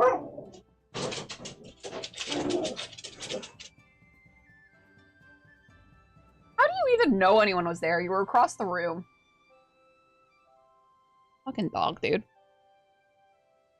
I knew some real magic by then. Mom was preparing me to be an oracle after all, so when my friends got a few more books, I thought it would be good to steer them in the right direction. You taught them real spells? Dog. Just baby ones, and I got them away from the worst of the pop culture BS. Just simple healing spells, blessings for good dreams, that sort of thing. Plenty of humans who aren't part of the magical world dabble in that stuff. Dogs, am I right? I sit thee. Most of them aren't lucky enough to have a secret fairy friend helping them, though. I like to think my friends are better off having known me. I'm sure they are. I wonder if I have any secret fairies. I'm better off for knowing you. Oh, Miko, hey! Relax. Chill out. I'm better off for knowing you. Miko can't stop herself from giving you a big hug. Huh? That really means a lot to me. That's part of why I really enjoyed teaching you some divination. I miss home, and teaching you a little reminds me of my friends. You're going to teach me some more, right? Mm-hmm. If you want. It sounded like your first vision was worrying, right? Yeah, I think so. Well, we all have obstacles waiting for us, but we also all have wonderful things. I don't like dwelling on darker visions, but I know how hard they can be to ignore when you're starting off. Ready to get a closer look at whatever you saw? Whenever you are. Miko needs to learn. Listen, we're best friends. She can hug me whenever she wants. Okay, let's see. Miko finds a shallow depression in the ground, and with a bit of aquamancy, turns it into a small pool. There you go, all set. Cleaning the worst part of the house, the bathroom. Ugh. I do not envy you right now, Sithy. Let's see. The first match of each turn is worth half. Chain reactions are worth double.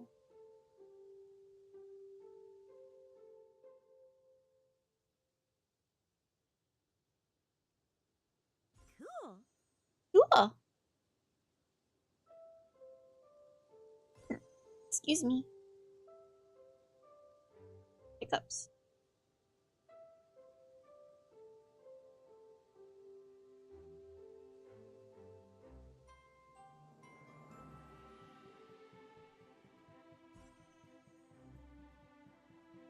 Careful, SpongeBob. Careful, SpongeBob. Cleanse. Oh no. Oh no, SpongeBob. Oh no, SpongeBob. We tried to cleanse and it backfired.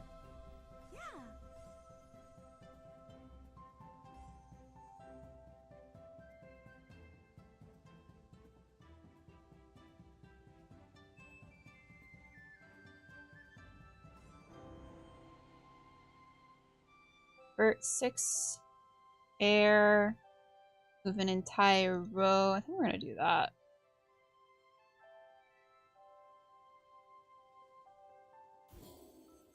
Cool.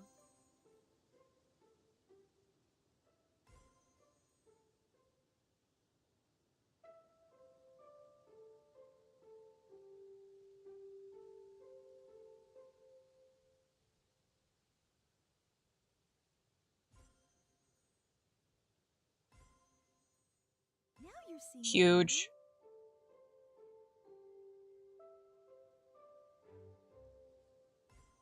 Yeah.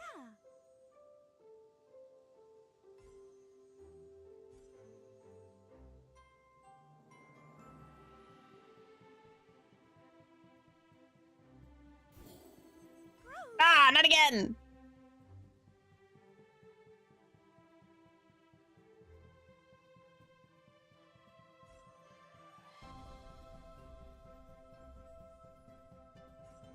Nice, but just like I expected. There you go.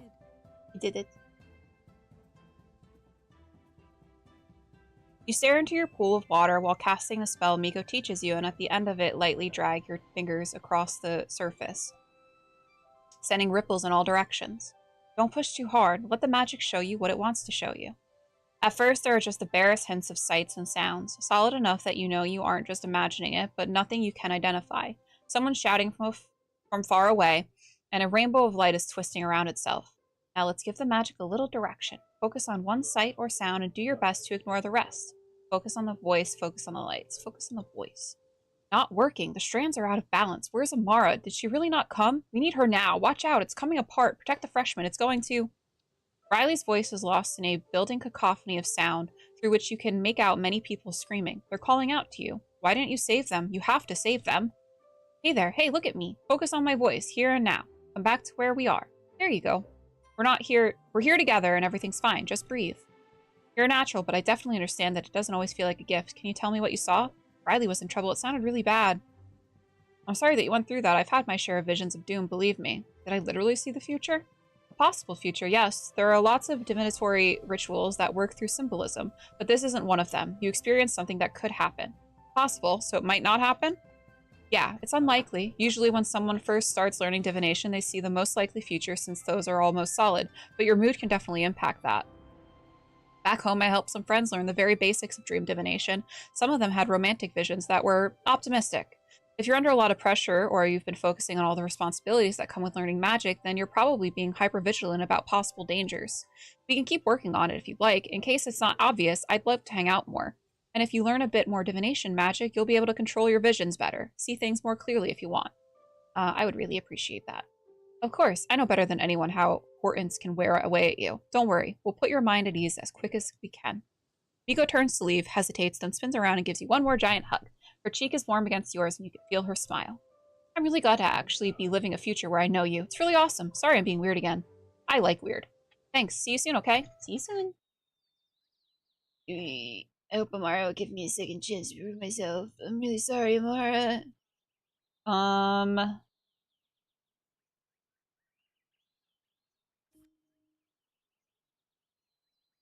Bump up D-Sponge.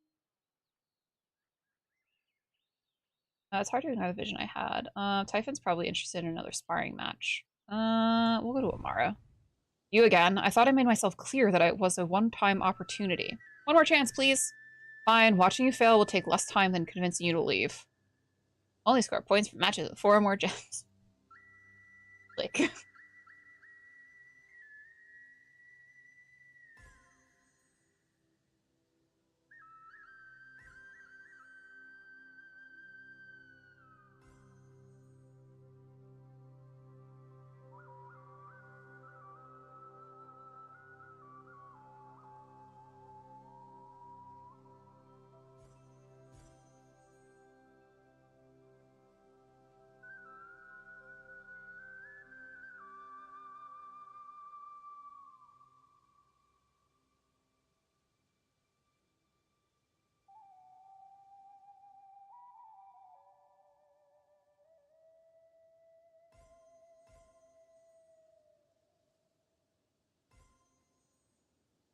She said, acceptable?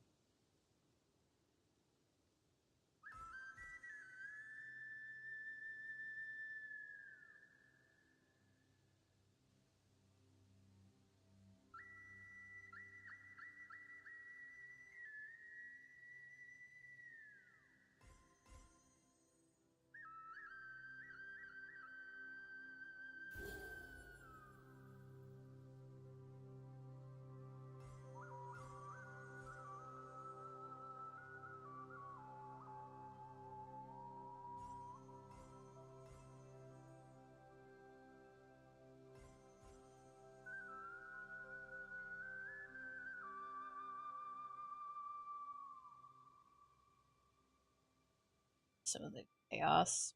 Huh. Last time it really boned me doing that, so I'm hesitant to do so.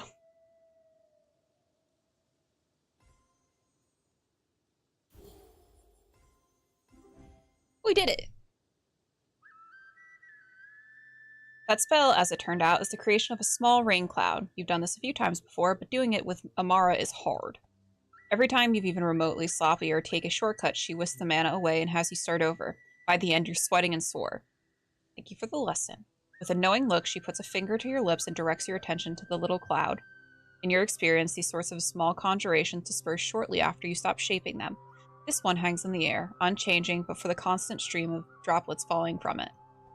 Let's take a closer look at your work, shall we? Amara gently touches the tip of her right hand fingers together and then spreads them out in a quick motion.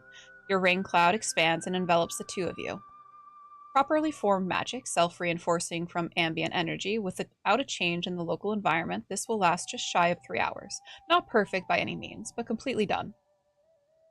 You're hard to impress. Thanks? Does that mean we can keep practicing together? Thanks? For what? I'm simply stating fact. This was a Quella's child's exercise, and you have performed adequately. If you were my child, I would give you a rice treat. You have a kid? Only a metaphor. So can we keep studying together? No. Okay. She closes her hand into a fist, and the cloud surrounding you collapses into a very small point just above your head, which bursts like a water balloon, drenching you. She turns to leave. But you have some potential. Good luck with your life. She's so mean. Amara has taught you a new ×4 magical style, Purification. When you match 4 gems, several random gems become infused with pure mana. Break the gems to collect the mana. Let's go to Typhon. Oh hey, just who I wanted to see. You pulled a move on me last time, and I want to figure out. Up for some sparring? Sure, which one? I landed that kick to your chest, but you rolled away from it without losing your balance. I think you did something with your footwork that I haven't seen before. What are you going to teach me? Good question. Oh, I can teach you silent casting. Most magical traditions involve a lot of vocalization. It helps shape mana, but it's hard to do when you're in a chokehold. Yeah, you'd be surprised how often it comes up. Lots of wizards here aren't interested because it isn't the best way to control magic. I've shown a couple of them the error of their ways. It's a process. Are they all so bad? It's a mixed bag. Mostly they're freshmen just don't know anything I haven't seen. I'm sure some of the upperclassmen have what I'm after, but I can't get them to train with me. Keep trying. I definitely will. I'm nothing if not persistent. And if I annoy them, what are they going to do about it? Fight me? Ha! Win-win. My whole life, outsiders have nothing but aggressive and violent. I figured if I came here, I'd learn how to fight back, but it's not going the way I thought. I just don't understand them. I'm an outsider, right? Oh, well, that's... I mean, you're fun to talk to, so it's different. Nice of you to say. They might be fun to talk to, because I beat you once. That's nice of you to say. I mean, it's true, you're not squeamish about sparring, and you don't look down on me. Seems like a low bar, but most people here fail it, and you're way above. I do want to learn that footwork, though, and the period's halfway through. Up for a skill swap and maybe a match after? Started. Unstable gems cost you a turn if you don't match them. Nice shot. Nice shot.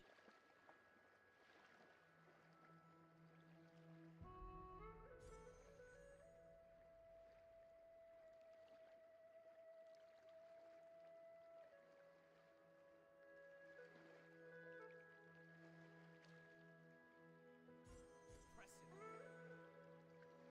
Nice. Look.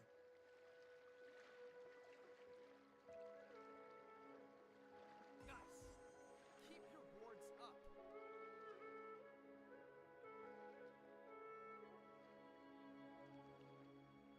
Oh, that's gonna bone me either way. You ever hear noise happening behind you and you're like, I'm not sure that this is gonna be my issue. Well done. Keep your wards up. Let's cleanse. Impressive. Very good.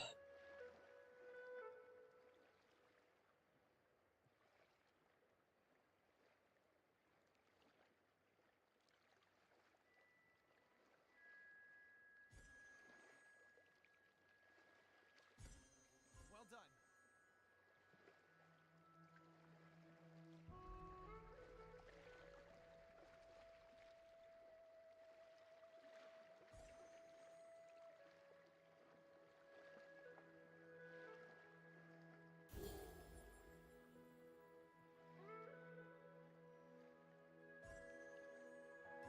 There we go. Success! You and Typhon clear some space and you set about showing him how you're able to quickly sidestep his attacks while keeping your weight over your feet. He picks it up frustratingly quickly and has soon integrated it into his defense. Then you swap roles and he teaches you some silent casting. It's harder to shape magic without using your voice, but you've soon learned how to get off a few simple cantrips even with his arm around your neck. Lesson learned, but the two of you are starting on a lighthearted but focused sparring match. You go blow for blow and end up winded and on the ground next to each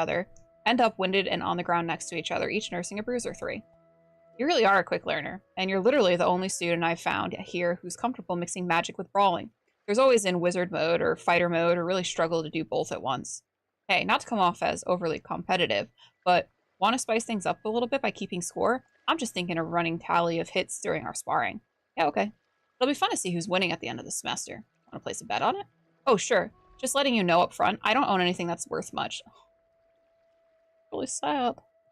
Well, let's see. If I win, I want a ballad about my exploits. You know, spread the word of my mercenary company so our reputation will precede us. I can do that.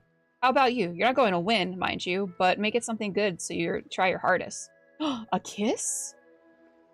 A smooch.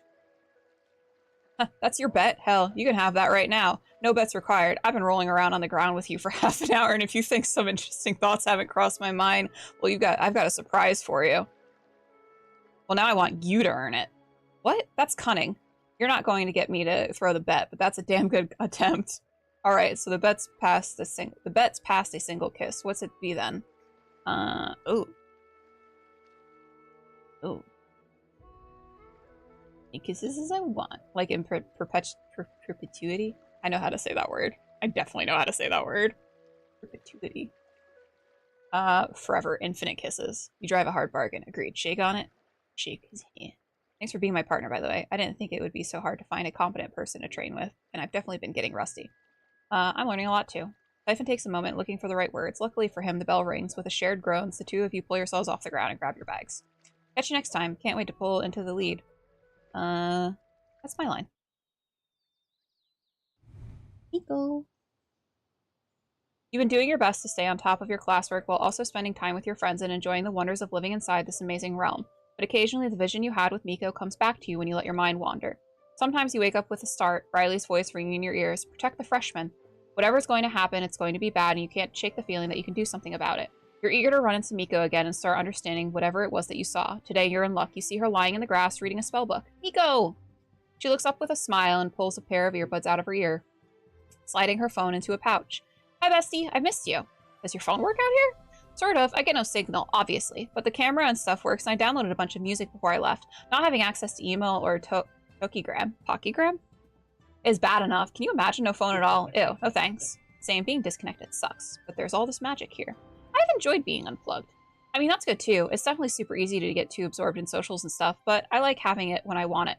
What are you reading there?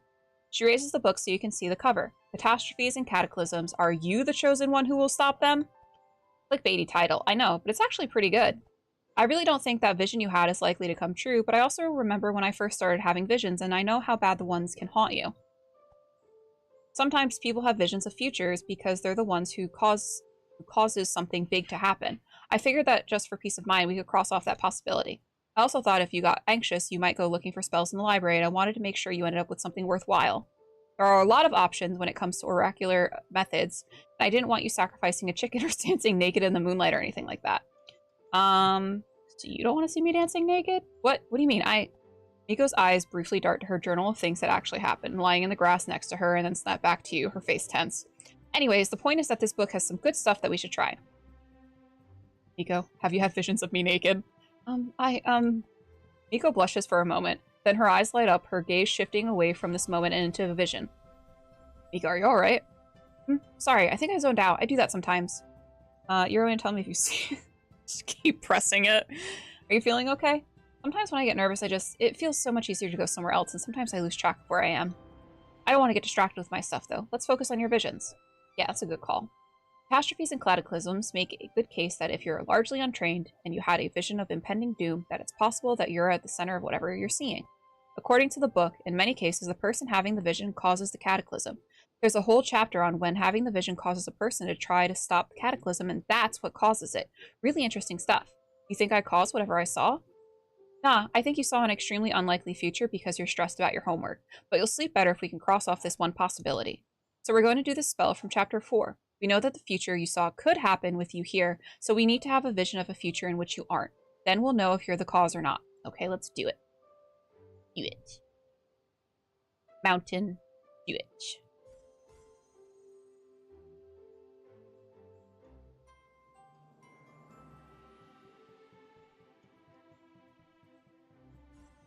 Cool. Ah, we almost had it. Just like I expected. Here we go. Yes. You fill a shallow basin with water and dip a finger in to cause ripples to flow out across it. Okay, you're doing great. This next step is important. As you're extending into the future, visualize a future where you aren't at the academy anymore. It doesn't really matter why you aren't there, just that you're not. Imagine you've been polymorphed into a squirrel. Imagine returning to Earth and never coming back. You briefly glimpse a future of crowded streets and beach vacations, a day job, heartbreak, a birthday cake covered in candles. Okay, good. I can feel the shift. Now bring your focus away from you and back to this place. What happens now that you're gone? You hear Riley's voice again, crying out for help. Slowly, you begin to see what's happening around him and drift backwards to see the larger picture. Ember, we're losing control. Take the younger students and find a way out. If the realm is failing, then perhaps the wards will... Some seniors are listening to Riley, but most of those students are in full panic, attempting whatever magic they will think will save them from this disaster. The terrible sound of magic unraveling grows louder and louder as burning hot lines of mana appear in the air, crisscrossing the entire realm. The sound almost drowns out the screaming of students. The roar builds to a deafening crescendo and then suddenly stops, leaving you in an empty void. It's only then that you realize that you're shaking. At some point during the ritual, you must have fallen backwards, your sense transfixed by the vision. Miko caught you, and you return to the present. You find yourself wrapped in her arms as you lean back into her, a soft, gentle hand stroking your hair. Shh, it's okay. It hasn't happened. Whatever you saw, it's not real yet. You're in the presence and everything's just fine. Lean back and rest. You close your eyes and a surprising wave of exhaustion washes over you. Warm sunlight filters through your eyelids and you drift in and out of sleep. The vision was so vivid. You have to keep reminding yourself that it isn't a memory, it isn't even likely. If what Miko's saying is true, that doesn't mean make it feel any less real. All the while, Miko envelops you with some comforting affection. You can feel the soft fuzz that covers her body and smell the subtle, earthy notes of her. Without a word, she supports you as you work through your vision. In that moment, you understand her a bit better. After one real vision, you're already feeling confused, and it's easy to look around and be reminded that the school has not in fact been destroyed. But if you had hundreds of visions that felt this real, it's easy to imagine how you'd make mistakes. Out of the corner of your eye, you spot Miko's journal of things that actually happened lying in the grass and understand how precious that must be to her. The lifeline to keep her on the same page as everyone else around her. Are you still with me? I know this is a lot. I'm sorry that this is your first experience with divination. Have you had a vision like that? Of calamity? Many times. Mom says that's a good sign. Oracles are at their best when they can see and help prevent tragedies, but that doesn't make it pleasant in the moment. What else do you have visions of? Happy things, mostly. I have learned to guide my visions toward futures where I feel a lot of joy. Mom says I shouldn't do that so much, but it's hard not to once you learn how. Imagine you had a bunch of TV channels all playing different versions of your life, and in all of them you're incredibly happy. Wouldn't you want to watch those, especially when real life isn't going so great? I do that all the time. That does sound like it could be addictive. Yeah, me too. So I do, especially when I'm anxious, which is a lot. Visions like yours are obviously a lot less fun. Honestly, I try pretty hard not to have those very much. Can I tell you what I saw? Of course, everything you remember. Okay, the realms fall apart, students panicking. It sounds like most people don't make it out, and we know that you don't cause this because it's still a possibility without you here. That's good. I've seen firsthand some people learning that they're the villain of the story, and that rarely goes well. Okay, how do I stop it then? Miko focuses her large, dark eyes on yours, and you can see her working through what she says next, like it's extremely important that it land right. I want you to listen to me, really listen. I've been where you are many times. What you need to do right now is to let go of that vision, acknowledge it as one of the billion possible futures, accept that cataclysms like that are extremely unlikely, and move on. Bones! Welcome on in, guys! Hello, Raiders. It's me, Myriad. Welcome on in. How was Oprah dead? Hello, friends. Hi, Kwecha. Hi, Llama. We are currently playing Scholomatch. We're playing the demo by Dire Kitten Games. It is very beautiful. It's like a little puzzle matchy game. Having a lot of fun. If you're interested in it, Please click the link in the pinned message. Hard, but easier. Nice. I still have to play that. I haven't played that. Welcome, Raiders. I'm Myriad, or Myriad, whatever you want to call me is fine. We do a myriad of things on this channel, and right now we're playing a demo. And I've been having visions of a cataclysm, which is worrying. I need it to not be the possibility. You can't make tragedies impossible, and you'll drive yourself crazy trying. If you obsess over preventing every dark future, you'll miss all the happy ones for yourself, and you won't even notice until it's too late. What you saw wasn't a prophecy delivered just in time to avert catastrophe. It was the mind of a stressed-out college student seeking out a future to match their anxiety. Modern oracles call that doom scrying, and I don't want it to happen to you. Is that like doom scrolling? How are you sure it won't happen? Because I'm the oracle here, and I haven't seen it. I looked, of course, after your first vision. I hate seeking out grim futures, but I wanted to be sure I was guiding you correctly. I found some very upsetting things, but not this. Nothing that threatens the school. Okay, I feel better then. I'm glad, but I know that a vision like that leaves a mark, and I want to help you move past it. Tell you what, this has been a pretty dire introduction to divination. I'm sorry about that. Usually when I'm teaching someone, the first unguided attempts go differently. It's my mistake, and I'd like to make it up to you. What do you have in mind? I'll teach you how to seek out happier futures, much more likely than your first vision and much more pleasant. Then, if you really want to come back to dire portents, we can do that together, okay? I'd appreciate that. Lesson.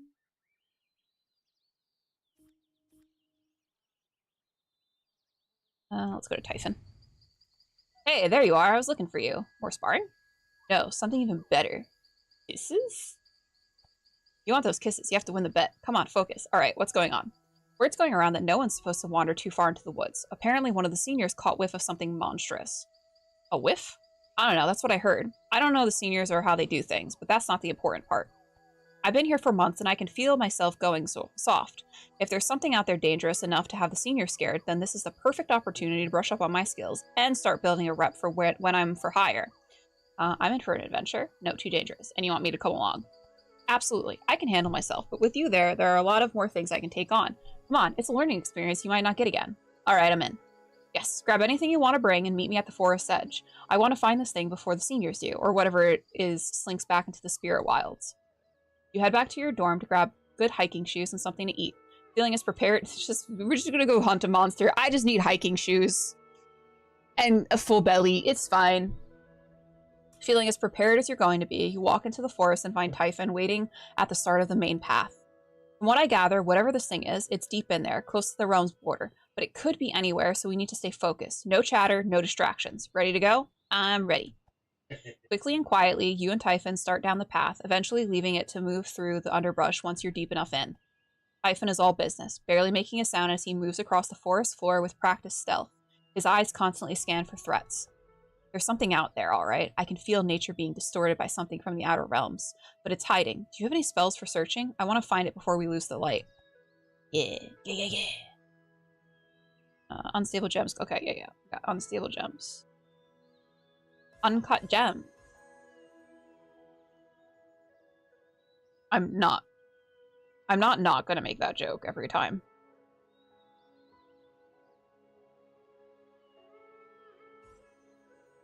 I was his muse during Uncut Gems. Impressive.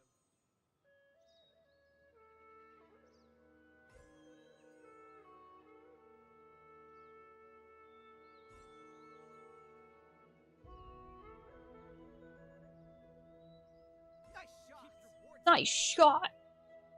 Well done. Keep your wards up. He mad at me. He got mad at me. I put my words down.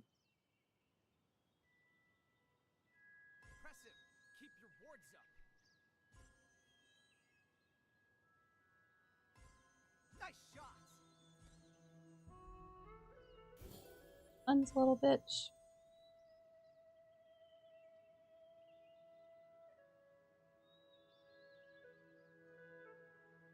Let's cleanse again.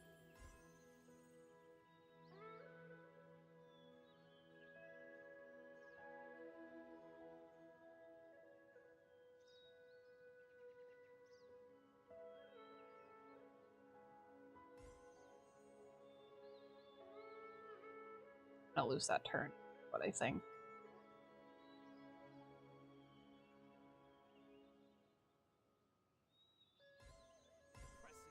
Keep your wards up. It's close. Good casting. Keep There you go. Success! You take the lead and begin casting a dowsing spell you learned recently in Scrying 101. Not knowing exactly what you're looking for makes this tricky, and something out of there is actively fighting the magic, but your casting is solid enough that you maintain the spell and it guides you deeper into the woods.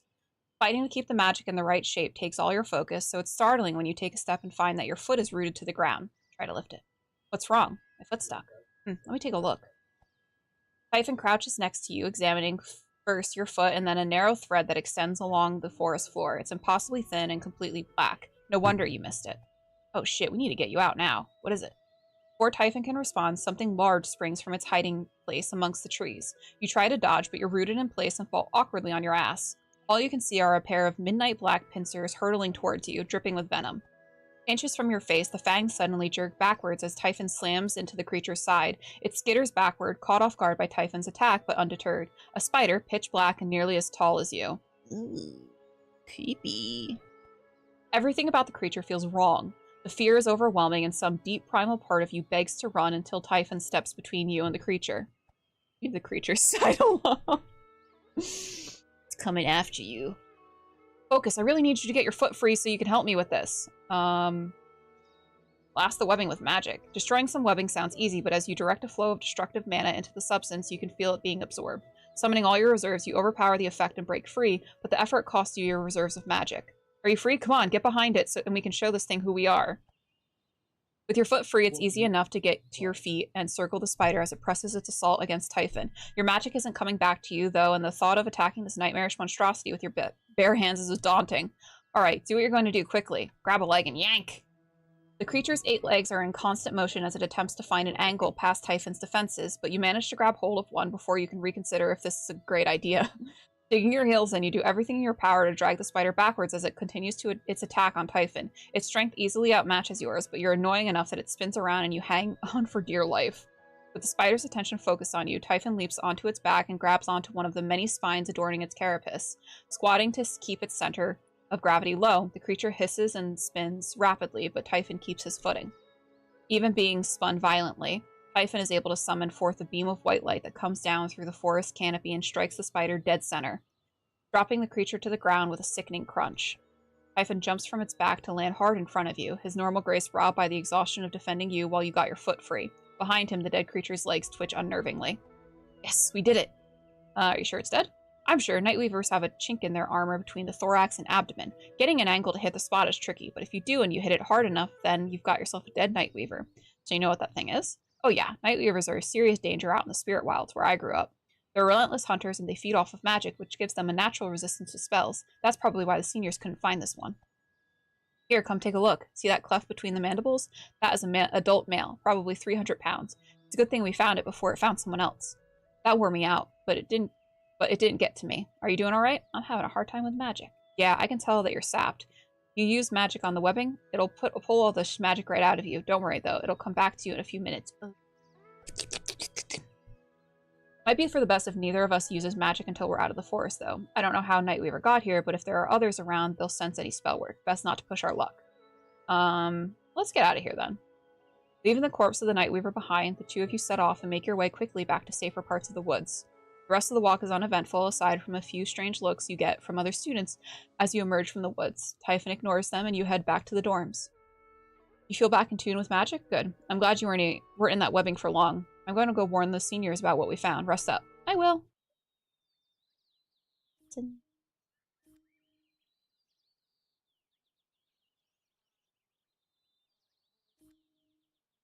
I wouldn't mind an additional turn.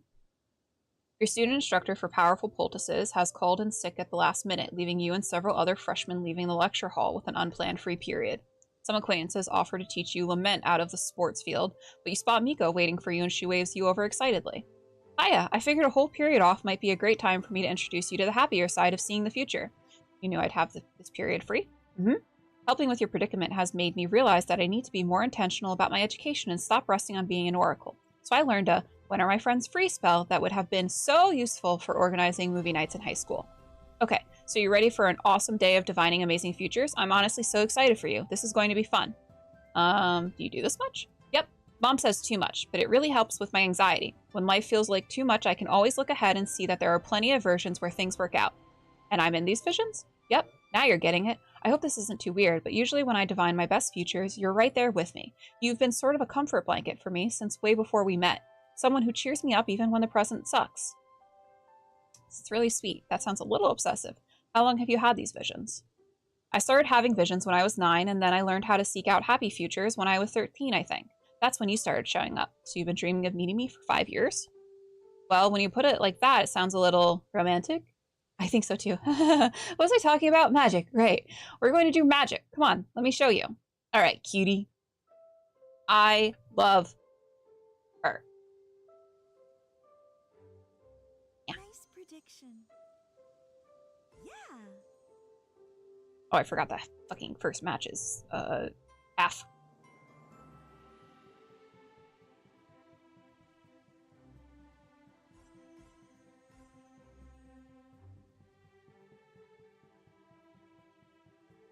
Nice prediction. Ooh. Let's see the twin. She's already self-identified as a moth lady. Yeah, moth lady. She likes fires too. She gazes into fires. Help her with her oracle stuff. Cool.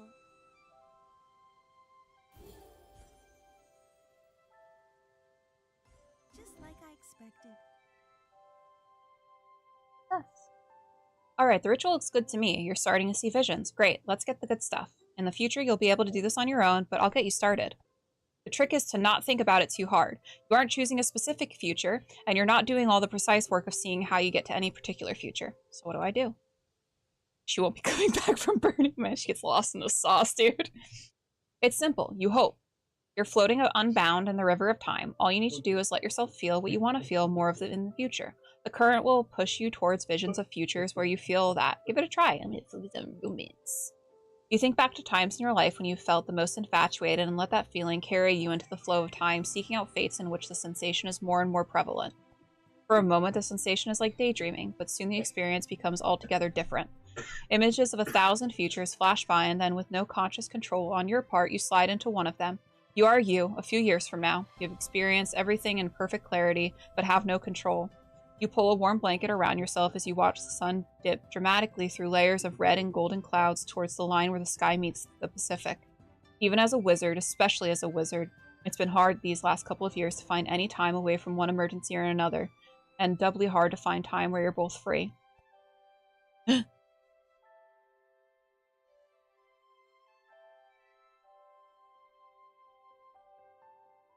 There you are, Dumpling, enjoying the view? I always do, Bao. Your heart swells as the love of your life gently slides the bungalow door closed behind him and walks towards you, the sunset's gorgeous colors playing across the varying hues of his bared muscles. He laughs and floats a glass of wine over to you before sitting down and lazily draping an arm around your shoulders. You really shouldn't be doing magic out here, but it's hard for him not to show off around you, even after all these years. I meant the sunset. I know what you meant. He lets his gaze fall across your body, appreciating every curve with the smoldering lust of someone who has long abandoned any trace of shyness. You turn slightly into him and lazily run your hand across his chest, feeling the unparalleled ease of his companionship.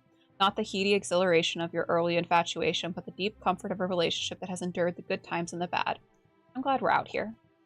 Being out here with you is a dream, you know. Thanks for making it happen. I know there's a part of you that wanted to stay and deal with those wraith sightings. Shh, no talking about work. Right, of course. You sit like that for a long while, pulling him closer as the sun finishes its descent and the air around you starts considering something like a chill. This day could be every day, and I would never get tired of it. We get so wrapped up in saving the world that sometimes it feels like we're skipping past the important things. Something you want to talk about? There is, actually. The last 5 years have been perfect, and I've been thinking about the next 5 and the 50 after that. I want to build a life with you, no matter what demands the world makes of us. A gentle but insistent squeeze of your hand imparts a burst of mana that disrupts the vision and brings you crashing back into the present, where Miko is waiting for you. It takes several long, difficult seconds for you to adjust to the shift of perspective. Your mind and body are having a hard time letting go and believing where you are now. Miko waits patiently. She's clearly experienced this many times. How was it? Did you find a happy future? Why'd you interrupt? That was wonderful. I found it uncomfortable. I wish you had been in it. That was wonderful. I'm glad. You deserve it, especially after the first nasty vision. Be careful, though. If you spend too much time divining the future, you can lose track of the present. Not that I'm a good role model there, but it's true. The desire to go back is so strong. You don't have to explain it to me. Seeing amazing futures is my favorite thing, and sometimes it makes hard to be in the present. Well, I'm glad that worked for you. And whatever vision you had is probably just as likely as the dark one you had the first time. You get it now, right? There are so many possible futures, but it's dangerous to become obsessed with any of them. How do you learn how to get to one of them?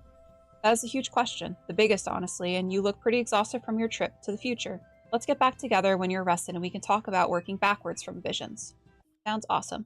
We did it! Demo complete, guys! Thank you so much for taking the time to try out Scholomatch, which lists us now if you want to know when the full game is available with 11 main characters, each with a tons of content. If you have feedback, we're dying to hear. Oh, this was so good. I'm really excited for the full game. This gives me, and this is absolutely a compliment, and this actually made me want to go while I was playing it. Yeah, thank you so much. This makes me want to go play, was it My Life as a Teenage Exocolonist, or I Was a Teenage Exocolonist? It gives me those vibes, that like sweet, sweet nostalgia vibes, especially like with the romance options and sort of the visions of like the future and everything. Very I Was a Teenage Exocolonist vibes, and that is 100% a compliment. It was so good. Huge exo, really? I see it. I tasted it. This is so good though. I'm so excited for the full game. I love the characters. I love how different, and I was saying at the beginning of stream, I love the character art. I immediately, with Miko, I was like, oh, I love her art. I love her design so much. It's so beautiful. I'm so looking forward to the full game. Go back to the title screen. Oh, now we can see all of them gathered together. Oh, that was so good. I feel like I've been like, every demo I've tried recently has just been so good. Oh, that was amazing. I need like 10 more hours of it. All right. We're gonna exit out of that. Well, thanks for joining me with our nice little cheeky demo time, guys. We will be playing Scholomatch definitely when the full game gets released. And I'm probably gonna go back in and play a little bit more of the demo to see a little bit more of the romance options. I very much, when I play games where you have romance options, I find the ones that I want and I'm like, that's it. And I don't look at anyone else. So I do that with like Mass Effect. I do that with Dragon Age. It's the hyperfixation. Let's see. Got a couple of people we can raid into today. I think we're gonna go raid into Aaron. Aaron is playing Once Human, which I still need to check out. I haven't checked that out yet. What we got coming up the rest of the week? Tomorrow. I think tomorrow we're off. Tomorrow's Wednesday, right, guys? Since I don't know what day of the week it is. Tomorrow we will be off. Thursday, 5 p.m. we will be doing Table Flip. We'll be doing an unboxing of the deluxe mothership version. We'll be starting to read through and learn the mothership system in preparation for our November two-shot. Friday, we're back over on Folk and Myth for some Vampire the Masquerade. That's going to be at 6 p.m. And then Saturday, we are going to be back here for the penultimate episode of All We've Lost, which is my D&D 5e homebrew campaign. Thank you so much, Namer Pudding. Thanks for hanging. Thank you guys for joining me. Thank you guys for checking out this demo with me. I'm super looking forward to it. If you guys also loved it, make sure to check out the pinned message in chat for the link to the Steam page, and give it a little wish list. But stick around. We're gonna go right into Aaron, and I love you all so much. Goodbye.